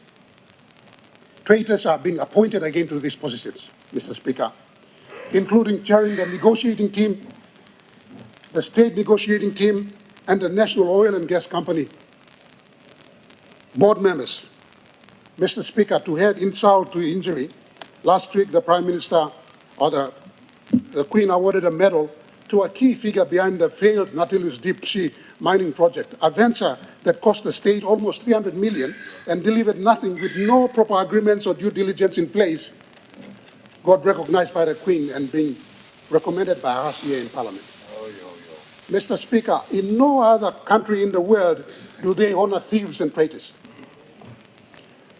Only in the Christian nation of Papua New Guinea do we honor those people, those kind of people. Mr. Speaker, when the Prime Minister assumed office in 2019, he made bold commitments to reclaim resource sovereignty, to reform resource laws by 2025, and to shift from profit-based taxation to production-sharing agreements. That was the basis of all of us joining him to form the new government there and then.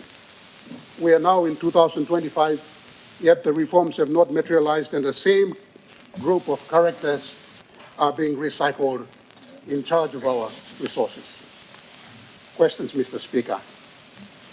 My questions to the good Prime Minister: where is the long-promised resource law reform? Can the Prime Minister inform this House and the people of Papua New Guinea why the resource ownership reforms and the shift to production sharing agreements promised for 2025 will be delivered? Number one. Number two, who is really benefiting from our resources, Mr. Speaker? Can the Prime Minister confirm whether the current fiscal regime still allows multinational resource companies to avoid paying taxes through extended capital cost deductions, tax holidays, and creative accounting? Number three, why are the same people back in charge, Mr. Speaker? These people are traitors. Mr. Speaker, these people are the people who side with giant corporations and who sell our resources and our future. Why are they back in charge, Mr. Speaker? The Prime Minister should tell the people of PNG. Number four, what process was followed in appointing the S&T chair? Can the Prime Minister tell this House whether the position of the chair of the state negotiating team was advertised, what selection criteria was used, and how much public money is being paid for this work? Number five, where is the due diligence? What background checks or due diligence does the Prime Minister's office undertake before appointing individuals to high-stake roles where the interests of the state must be defended against multinational corporations? Number six, has the Prime Minister shifted sides? How does the Prime Minister reconcile his 2019 stance on resource nationalism with recent appointments and apparent continuation of investor-friendly tax regimes that deprive PNG of much-needed resources? Mr. Speaker, with that a particular mention of the PNG LNG project. You know, before me, Blarem was by this year or next year, we will be getting the full proceeds from PNG LNG project. Now we hear that there's another 5-year delay. Now, you know, they're stealing from our future. We have people dying on the streets. We have lack of employment. We hear that, GDP doubled or, the tax revenue doubled by, 100%, and yet there are no jobs. Okay, Mr. Speaker, what lessons were learned from Natilius? Why was the medal awarded to an individual associated with a failed Natilius Minerals project which cost the country 300 million kina without any return? What message does this send to the citizens or future investors? Do we honor traitors?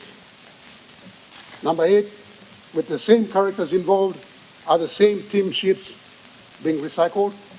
Are we looking at the same term sheets? Number 9, what fiscal repair mechanisms are in place?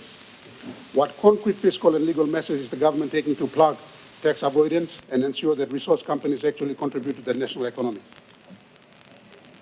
Number 10, Mr. Speaker, when will resource exploitation end without returns? Now, you may musem Ramu Nicol too. I'm talking like making nuclear extensions, or I'm needing another, tax concession, tax exemption for another 5 years. Please, you mean no long, this is our country. We need to be patriotic, and we need to tell these people to start paying. They're extracting resources, and those resources will never be renewed, Mr. Speaker. One time, Mr. Thank you now. Copy of questions that we can give him the Prime Minister support. Thank you. Honourable Prime Minister. All right, thank you, Mr. Speaker. Me like pass them through. Talk thank you, Member of Wabek, raising this series of very important questions that underpins the economic security of our country. Mr. Speaker, me like also before me talk thank you, both sides of the House na you you may give him time long New Zealand Prime Minister coming to our people's house. New Zealand has been an important partner to our country. It's good you may give him recognition of all of them. Houseman, na house Mary, na house speaking limit, this is our people's house. It's important when a high chief from Natla country come. You may pay him kind respect, but the country will look at Luxon, so you may respect them all. And we all in the business of constructing the next 50 years going forward. Mr. Speaker, I like also talk Sawe. Lord this House also United Nations Secretary General will be with us for 4 days in September. September 3 and come. So we'll ask him this House again, but you may let him also first time ever United Nations Secretary General come. He will be our guest to our house again along September 4. So in the face of 58, only come early because only in stubborn team of September 16, the Secretary General, based on our invitation, wished he could stay with us on 16th of September. Unfortunately, it's close up to the UN session, so he would come early and be with us unprecedentedly for himself 4 days in our country. So I just want to inform our members of Parliament and appreciate the hospitality this morning. Mr. Speaker, question belong Member Wabek and me very good, pertinent question belong Yumi Olkeda. Pass them through me like give him belly seal. I think he's number 8 question or number 7 question, and we talk whether me shift him away from my mantra in 2019. Me like give him belly seal Ogra line that goalpost has not been shifted. This law talk law 2019 law sentencing law and it's not yet. James Marape as a person, I stand on this, and as my party, we stand on this. Before me come up, member, me first contest Lotari Pori, law 2002. Talk of me and me talk, me stand up lo fight long oil, gold, and gas resource. That Papa Grand must kiss him good, provincial governments must kiss him good, country must kiss him good, investor too must kiss him good. And I want to give assurance to you, Mr. Speaker, and to the member for Wabek, to all our members of Parliament, and to our citizens, our country, and our investors, that conversation and public policy in my DNA still remains firm. 2025 is the deadline we set for resource law shift. Our two petroleum and mining minister, as well as our resource sector ministers, are working in a manner in which we do not offend our investors fair return on investment, as well as our people getting their fair stake. It must be equitable benefit sharing. And I want to also inform this House, I think in the interest of time, we like to summarize this question. If you can give me in writing, let me go through and reply, but in summary, all projects where you now harvesting or operation in our country was secured under project development agreements before. Something that our country is also known for as an investment destination is that we don't break contracts, we don't change the goalposts in between. We don't change the goalposts in between. When the leases expire, then we enter into strong, fair, hard negotiation, as we did in Pogra. But SML1 that was signed in 1989 expired in 2019. Then we entered into hard negotiation. We entered into hard negotiation, we failed the lease, or they applied for lease renewal. If my memory is not wrong, and I'm speaking from memory, July 29, 2017, they filed SML renewal application based on the same term sheets, 5% along province and proper ground, 95% of all in as far as equity is concerned. Royalty, of course, it's governed, I beg your pardon, tax is governed by law, so they ask us for a 30% tax and royalty, again, at 2%. The three main entitlements really for all resource project extraction is royalty, equity, and taxes. Mila give him comfort and to our investors. This government, like the past governments before me, we will not be breaking any agreements that is running its course.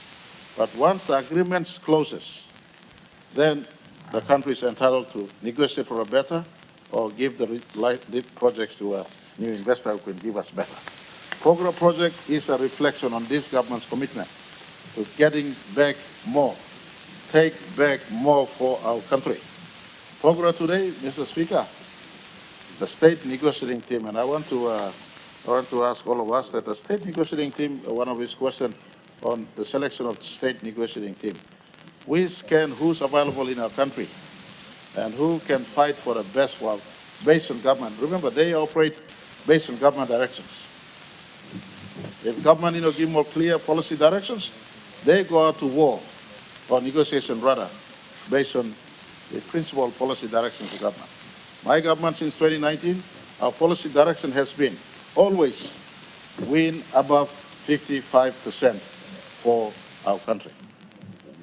Always win above 55% for our country. So far in the work of changing the law that is taking its time as we have to consult the industry and all stakeholders, and 2025, our 50th year, as we enter, will be the time in which we make these changes before our 51st. The investor community knows that we are in the business of securing above 55%. That has been clear to all of them, and I make it no secret. You win some, I win some. Unfortunately, we cannot change what's happening in Lihir. The 1997 agreement that is running its course. Unfortunately, we cannot change Ramonikol, 1997 agreement that is running its course. But I want our leaders also not to be too critical of past leadership. 20 years ago, 30 years ago, 40 years ago, or even PNG LNG when it started, we were still not yet a pronounced investment destination. I want our country also to know the same investment dollar can be shifted elsewhere. Right in our region, Indonesia is an oil and gold and gas and mineral producing nation. In our region, Australia is a gas and mineral producing country, as well as others around us. In the global pool of sourcing for foreign direct investment, those areas that we are competing with, as well as elsewhere on planet Earth. And we want to give them a healthy, competitive regime, but at the same time, without compromising our return on investment. I want to say up to today, the investment community clearly understands what we're doing. I want to tell all of you that S&T that we are criticizing in 2019 was with me in a room. Treasurer was in that room. Governor Denga was in that room. When I told Mr. Bristow of Barrick, you sit on 49, I sit on 51% side of equity. Deal or no deal, and I walked out of the room. If it is you at 49 and I'm at 51, we will negotiate this. If it is not, I'm sorry, no negotiation.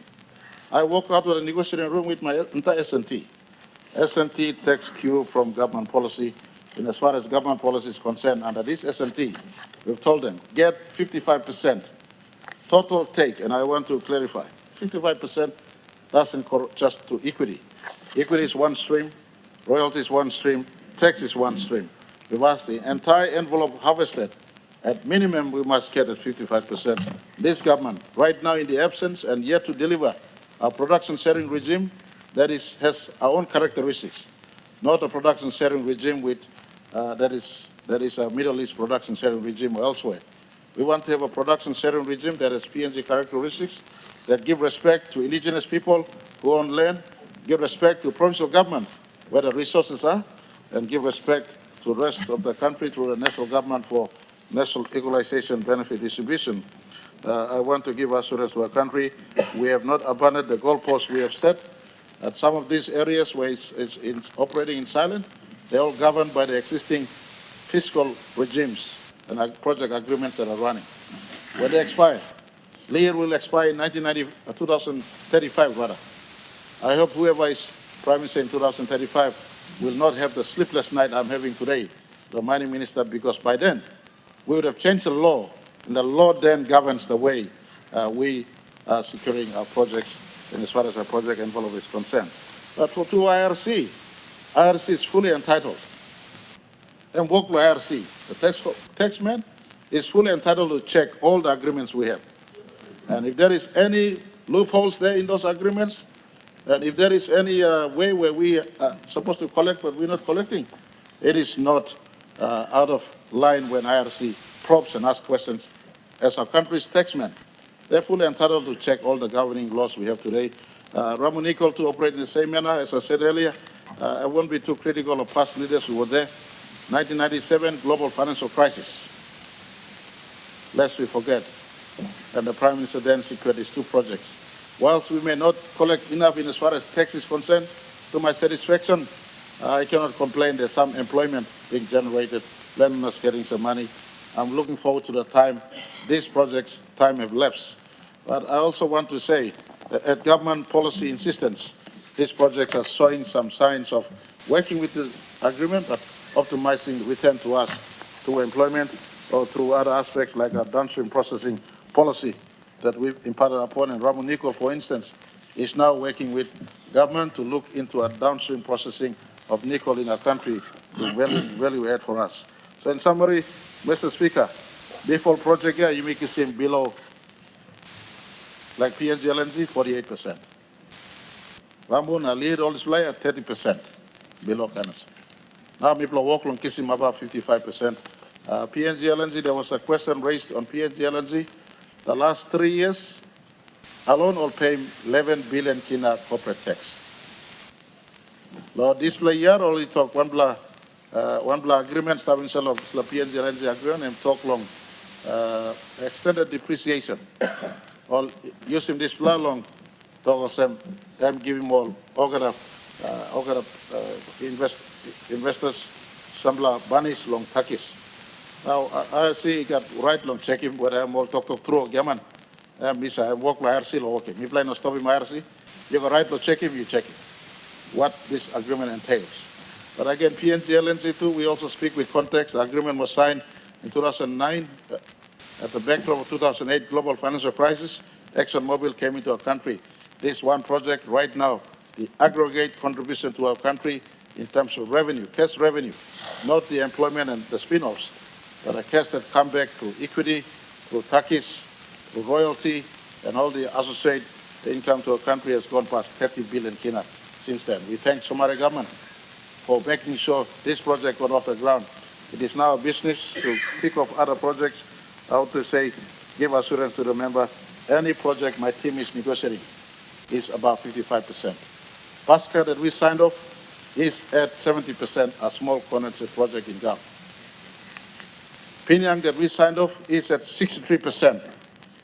4.4 TCF gas that will be synchronized, and we will give back 10% to the Western Provincial people when we go and engage with them in as far as the negotiation of Pinyang was concerned. And so any project that we are negotiating in the absence of legislative changes, we are pushing hard to negotiate above 55%. These Papua New Guineans who are working for state instruments, if they step out of line, as we are checking on what's happening in Kumul Petroleum, we will deal with them and stock up the boards with new credible Papuans again. And we are working this. If there are any ways for improvement, I look forward to be assisted. But I want to give full assurance to the country, the goalpost of 2019, the take back PNG goalpost has not been shifted. When the laws come in by the petroleum minister and the mining minister, we want all of your support. There will be a clarified, simplified, all entitlements of the country, whether tax, equity, or royalty, platted inside, in total picture, giving us a win about 55% of any resource project we harvest in our country. Thank you, Mr. Speaker. Honourable members, extended time, no question time now, abrusim finish time long.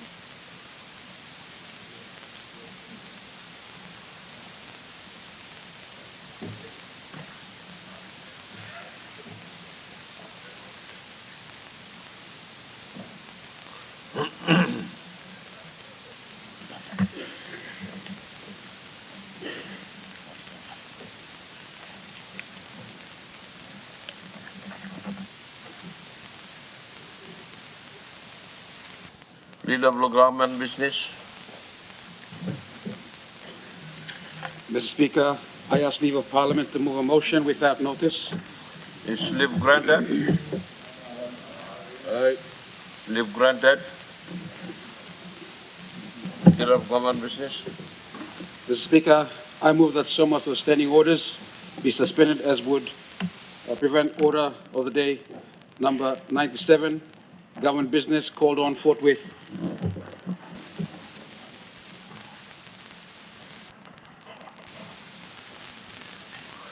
The question is that the motion be agreed to. Those in favor say aye. Those against say no. The ayes have it. Mr. Clark.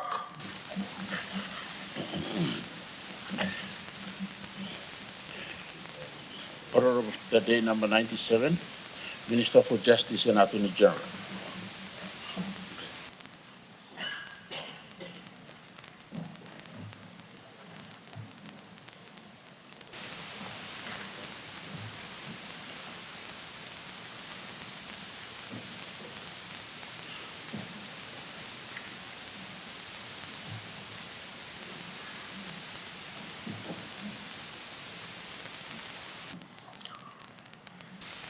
Mr. Minister.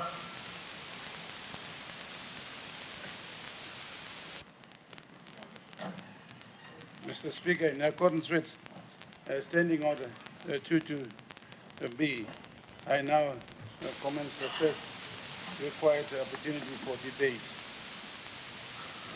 Make your speech.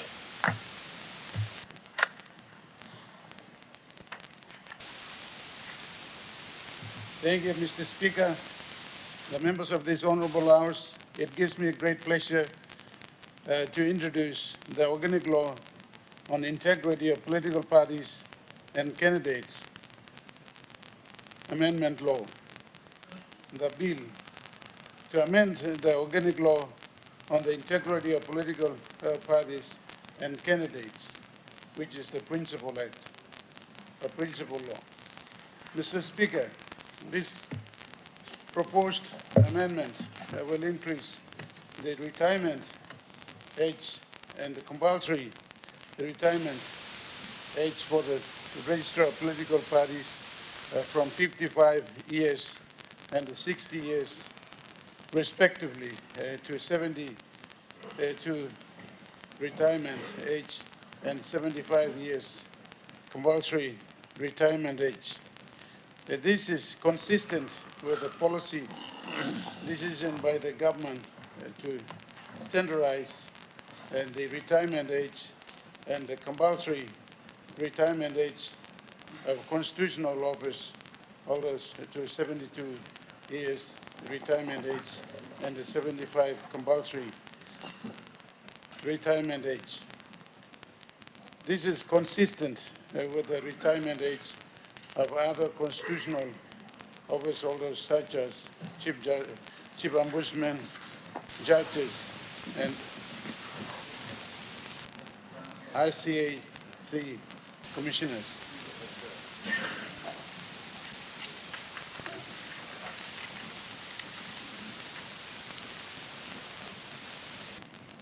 Mr. Speaker, similar to other proposed amendments, I now will be introducing to standardize the retirement age and the compulsory retirement age of constitutional office holders.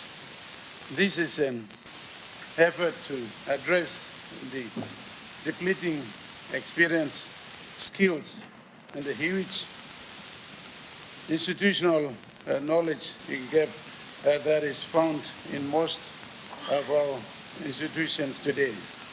Senior officials who still have adequate years to contribute to strengthening our institutions and contributing to service delivery are not able to do so due to them reaching the retirement age. Further, the proposed amendment to increase the retirement age allows continuity and the transfer of knowledge and skills to the younger generation of leaders. Mr. Speaker, with that, I commend the Organic Law on Integrity of Political Parties Amendment Law to this honorable House.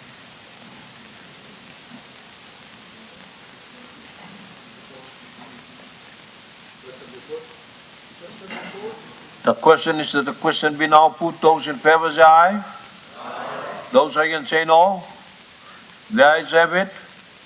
The question is that the proposed law be now read a second time. Those in favor say aye. Those against say no. The ayes have it. Mr. Clerk.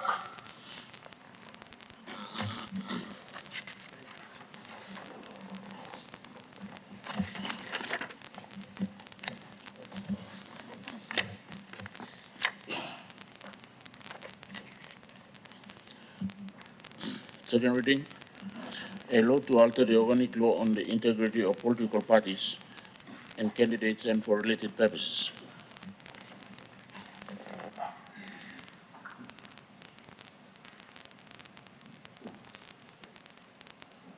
Mr. Minister.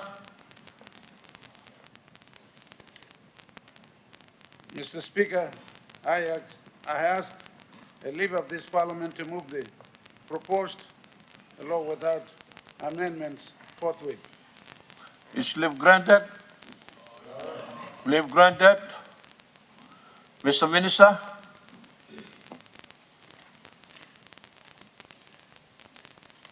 Mr. Speaker, I move that the proposed law without amendments to be agreed to. The question is that the proposed law without amendment be agreed to. Those in favor say aye. Those against say no. The ayes have it. Honorable members, as this is the first vote, the Constitution requires that the vote must be recorded and that in order for the proposed law to pass, it must also be supported by a 2/3 absolute majority of 79 members. Honorable members, the Parliament will now vote. Clerk, please ring the bells.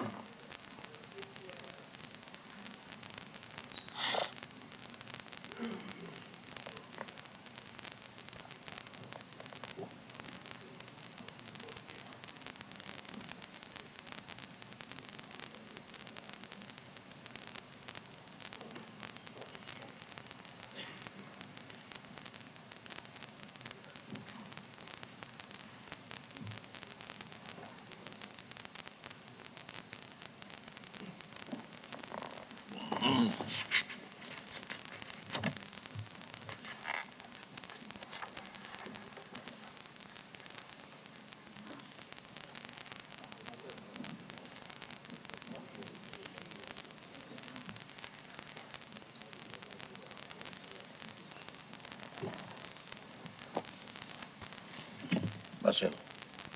Basil.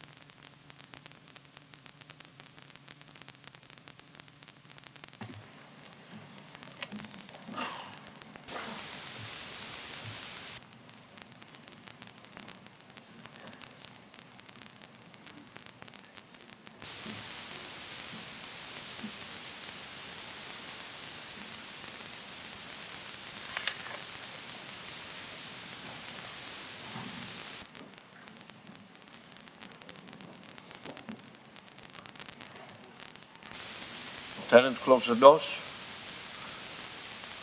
The question is that the proposed law without amendments be now agreed to. Those in favor, please stand.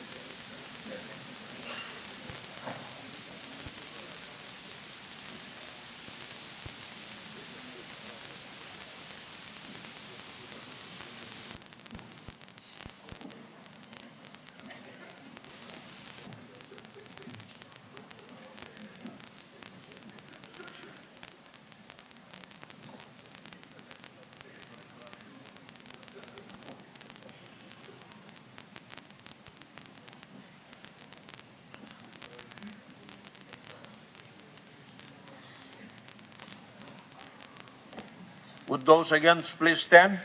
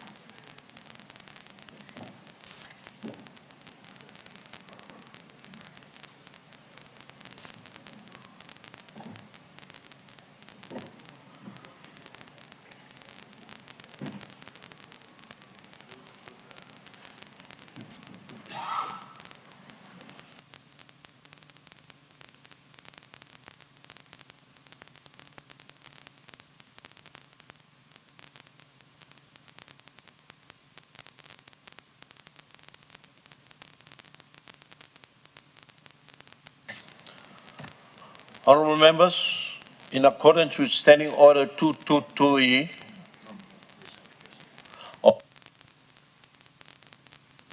the results of the vote, 80, the ayes 80, and the noes 0. Honorable members, in accordance with Standing Order 222E, I now order the third reading, which is the second required opportunity for debate and the second vote, be adjourned for at least 2 months this day as required by the Constitution. Leader of Government Business. Mr. Speaker, I move that Parliament do now adjourn until tomorrow at 10 a.m. The question is that the motion be agreed to. Those in favor say aye. Those against say no. The ayes have it. Honorable members, Parliament is now adjourned to 10 o'clock tomorrow morning.